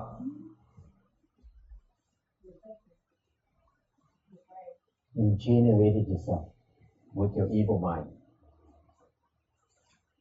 Right there, folks. Okay, so you don't believe me. You say, I don't believe you, Master. What is this if it's unscientific? If scientists, don't subscribe to that. I say, I don't care. Okay, if you don't believe me, that's fine. Okay, so what happens? Let me tell you what happens. Why do you think that you need to expel the excrement? Because you keep it inside, what happens to you? It makes you sick. That's why you need to expel it as quickly as possible. So far, so good? Okay, now take a step further. Do you think it's all gone? All the toxins have been gone? Are gone? You only expel part of the toxins you generated. What happened to the remaining toxins? Inside you. So what happened? You're getting sick. Your body is getting sick. Why do you think people are sick? Think about it. It's full of the three poisons: greed, stupidity, and hatred. They poison themselves. It's just like the cute girl here says, "Oh, I get angry, but I stop, so there's no harm done." No one knows, right? Me angry, not me. What happened to you? Hả? Anyone? Và bây giờ nói là tôi không có giận đâu. Ông thầy, ông già tôi trước càng chuyên môn như vậy, giận như sao? Tôi không giận, tôi không.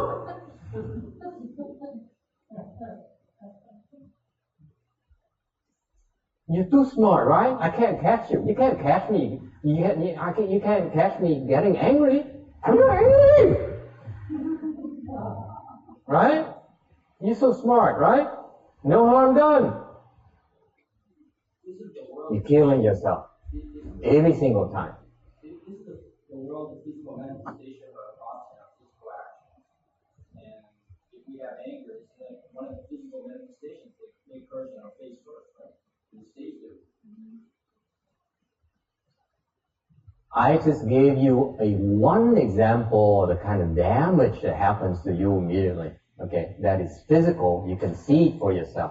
Tôi cho quý vị chứng minh là cái tâm nó độc nó ra như vậy đó, mà quý vị không tin. Okay, you pay attention, that right there. But that's not the only harm you're doing to yourself, folks. It's more than that. It's the chain reaction of a lot of bad things happen to you. I only gave you one tiny example. Tôi nói cái gì đó cho quý vị thấy là cái hài, cái tư tưởng nó hài, cái tư tưởng ác độc mình nó hài như vậy đó. Đó là một cái ví dụ nhỏ xíu, còn biết bao nhiêu tai hại khác, nó còn dễ sợ nữa. And I do not want to scare you. Okay, because if you know more, the more you know, you see how repulsive this person is. Then you become love home just like me. I don't want that to happen to you. Không dám nói nhiều quá, tại nói nhiều cái gì nhiều quá, cái gì nói sao cuộc đời sao nó khổ, nó ác quá, thôi mình xuất gia cho rồi. Mấy người xuất gia có lý.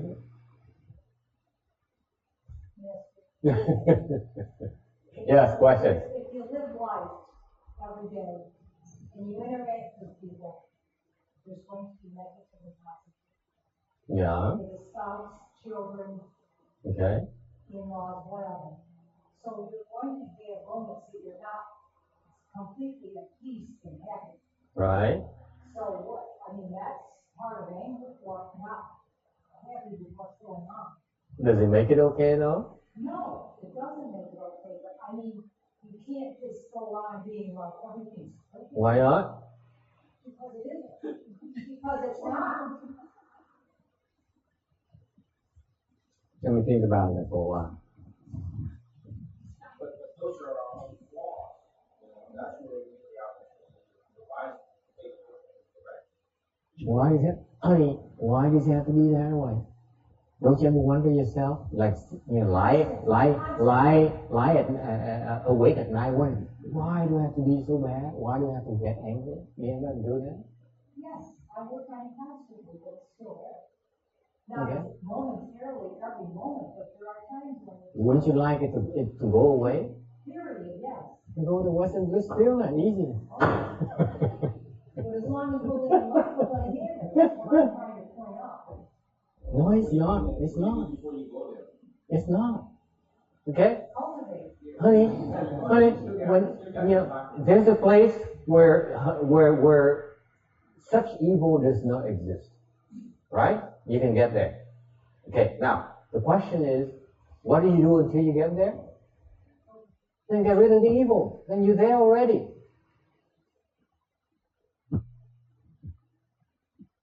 Why have to wait until you get there? Why do you have to tell yourself you're so smart? Say, I know life is tough. Sometimes I have no control of myself. I ask you, work harder so that you can be in control, so you don't have any anger. What's wrong with that? There's nothing wrong with it. It's ideal. What do you mean it's ideal? It's not ideal. It's desirable. I want that. I want that kind of person. I want to be that kind of person. Wouldn't you? Yeah. Okay. So the point here is that it's not about, you can't help it. I'm not saying I can't help it. I'm just saying it exists, You can't even say it exists either.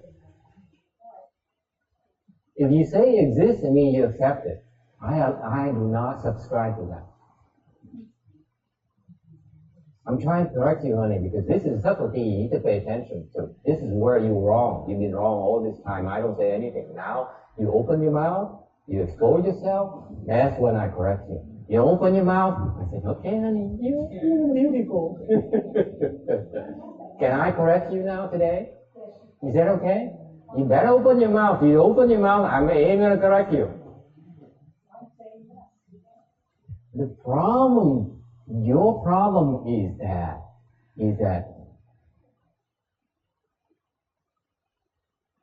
you accept it. You shouldn't accept it. You should blame yourself. You say, this is not acceptable. I fall short of my standard. Okay, where did I go wrong? Okay, if you look at what happened, then you understand where you went wrong. Whereas if you were to accept it, you're not going to investigate what went wrong. You understand the subtlety here, Roberta? If you're not willing to investigate, you will not find out. Got that, Jenny? If you're not willing to look into it, you will not understand. You cannot accept it. Accepting it is not okay with me. You say, okay, I got angry in that particular instance. What happened? You have to keep on looking at it until you figure it out. You can't figure it out, you ask me. You can't say, I accept it. It's part of my nature. It's part of my life. Then you are admitting, you are accepting failure. If you like that, you will not get beyond that. You cannot go beyond the obstruction. Does that make sense to you? You have to look at it. I'm not talking about theory here, Roberta. I'm talking about that particular moment where you get angry. Okay? That you have to remember exactly and then look at it until you figure it out. Can't say, so 10,000 goods, I have one mistake. It's okay. Yeah, it's okay for inferior people, not person in your level. The low level like them, I say, okay, you're great. I have 10,000, good. But at a certain level, you have to learn to face it. You got it? If you're not looking at it, you ain't gonna find out. No, you ain't gonna find out. You can't say, make it go away. It's not gonna go away. It's gonna be there. You keep on looking at it. Why it comes? Why does it come? At what moment? Why did it come? What did I do to make it come to me? Okay? Where did I open? Which window did I open? If you don't figure it out, it's going to keep on coming back. Not through that window, it's going to be another window. And you will never know. You have to pay attention to your level of burden. You don't pay attention, you're going to take full flat in your face and harm yourself before anyone can do for you, anything for you. It's that fast, it's that wild, it's that dangerous. Isn't that fun? Yeah. The higher you rise, the harder you fall. The more it hurts when you fall. That's why you have to learn to handle your falls. That's why you have to learn to figure out how to prevent yourself from falling. Where's the prize?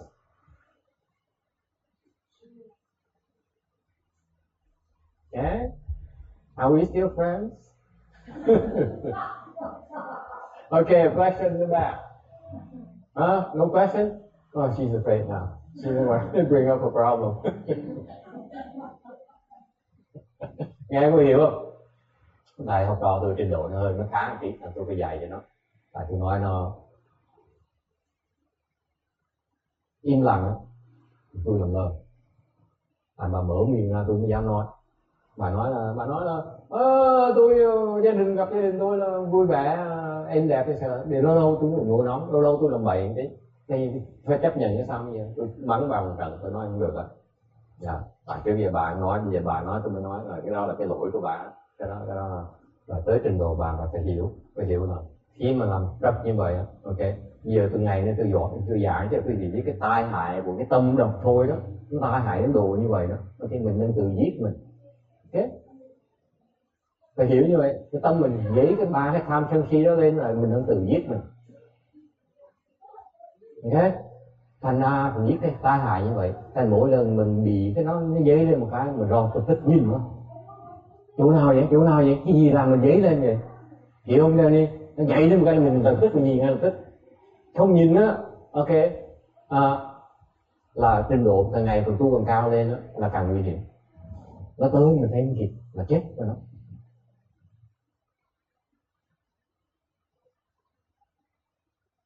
Ok, alright. And you cannot, even if you tense up, you're not going to see it. You have to relax before you see it. Yeah? You have to pay attention. I'm not talking about, don't go around. I'm going to make a mistake. You will make a mistake. You will keep on making mistakes.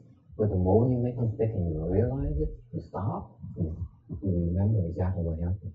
Then you look at it, look at it until you understand. If you don't understand, you come and ask me. Okay? And then maybe I say, good luck. Okay? If you can figure it out, you should be able to figure it out. All right. Anyone else? Why did I get to this message? I lost track. Tôi biết sao nói mà bây giờ tôi bị quên. I don't remember where I'm at. So you buy now, you believe the fact that it's substantial proof that when you're angry, you are killing yourself firsthand. Never mind about your opponent. Never mind about your victim. Okay? It's a horrible thing you're doing to yourself.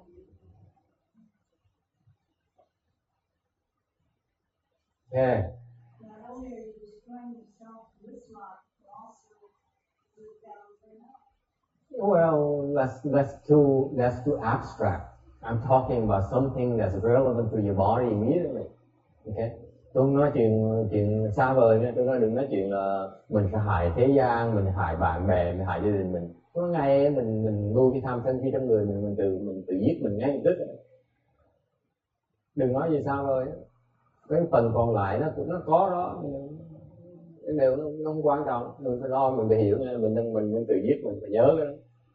Okay, this is why Buddhism. Why do you think Buddha comes out and says, "Hey boys and girls, I mean, it's about greed, hatred, and stupidity. You stupid people." Tại sao mà Phật bỏ thì giờ tới thế gian mà nói tại sao dạy Pháp mình dạy như Pháp Phật chỉ nói là này, quý vị có biết không, cái tham sân si là đang giết quý vị mà quý vị không biết. And no one would listen to him. Không ai bị động hết á. Phật nói cho mình tham sân si gì đâu có hại đâu mà, con đâu có hại ai đâu, con người tốt mà.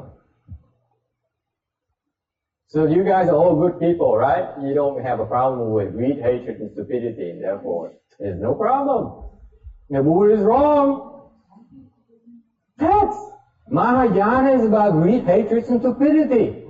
It's a starting point. Without greed, hatred, and stupidity, there's no problem. None whatsoever. You would not be sick. No one would be sick. Yeah.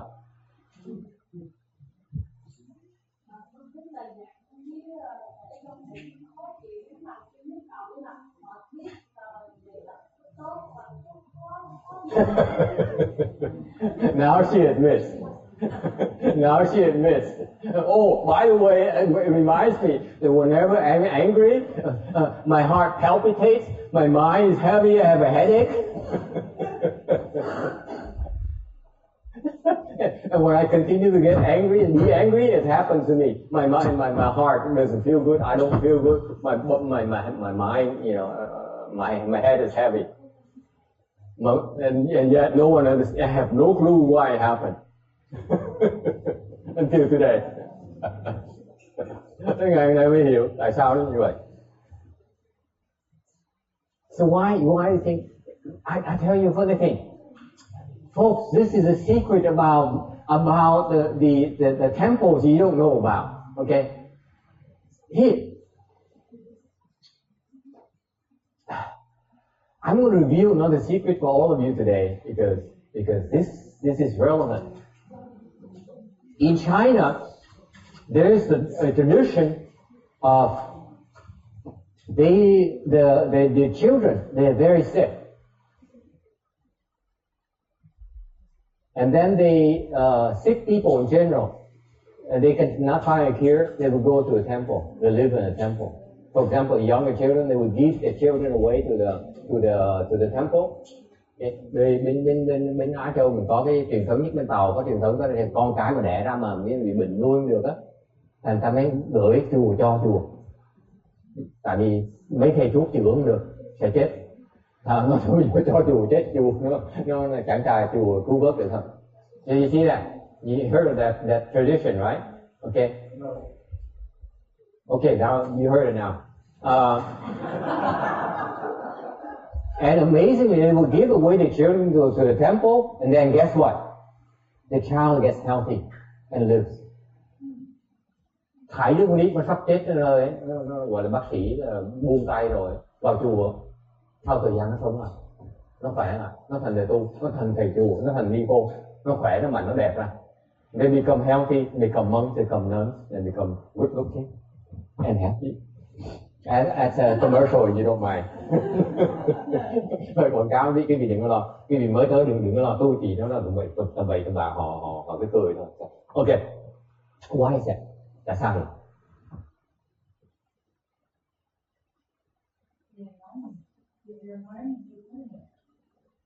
Okay.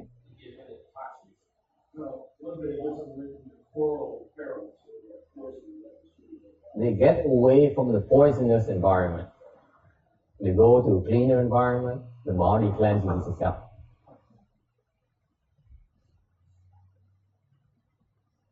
Nó thoát cái chỗ mà nó toàn bình hoàng, thành nó vào cái chỗ mà nhà chùa nó tốt hơn, thì cơ thể nó hồi phục lại. You know it? It's a fact. Next time you have any one of your children who is sick, you move to a temple, you see a big difference in health immediately. Or if you're sick, you move to the temple, you see how quickly your health improves. It's a fact. Why is that? Greed, hatred, and stupidity. You go to a temple environment where the greed, hatred, stupidity is a lot less. The cleaner it is, the quicker you recover.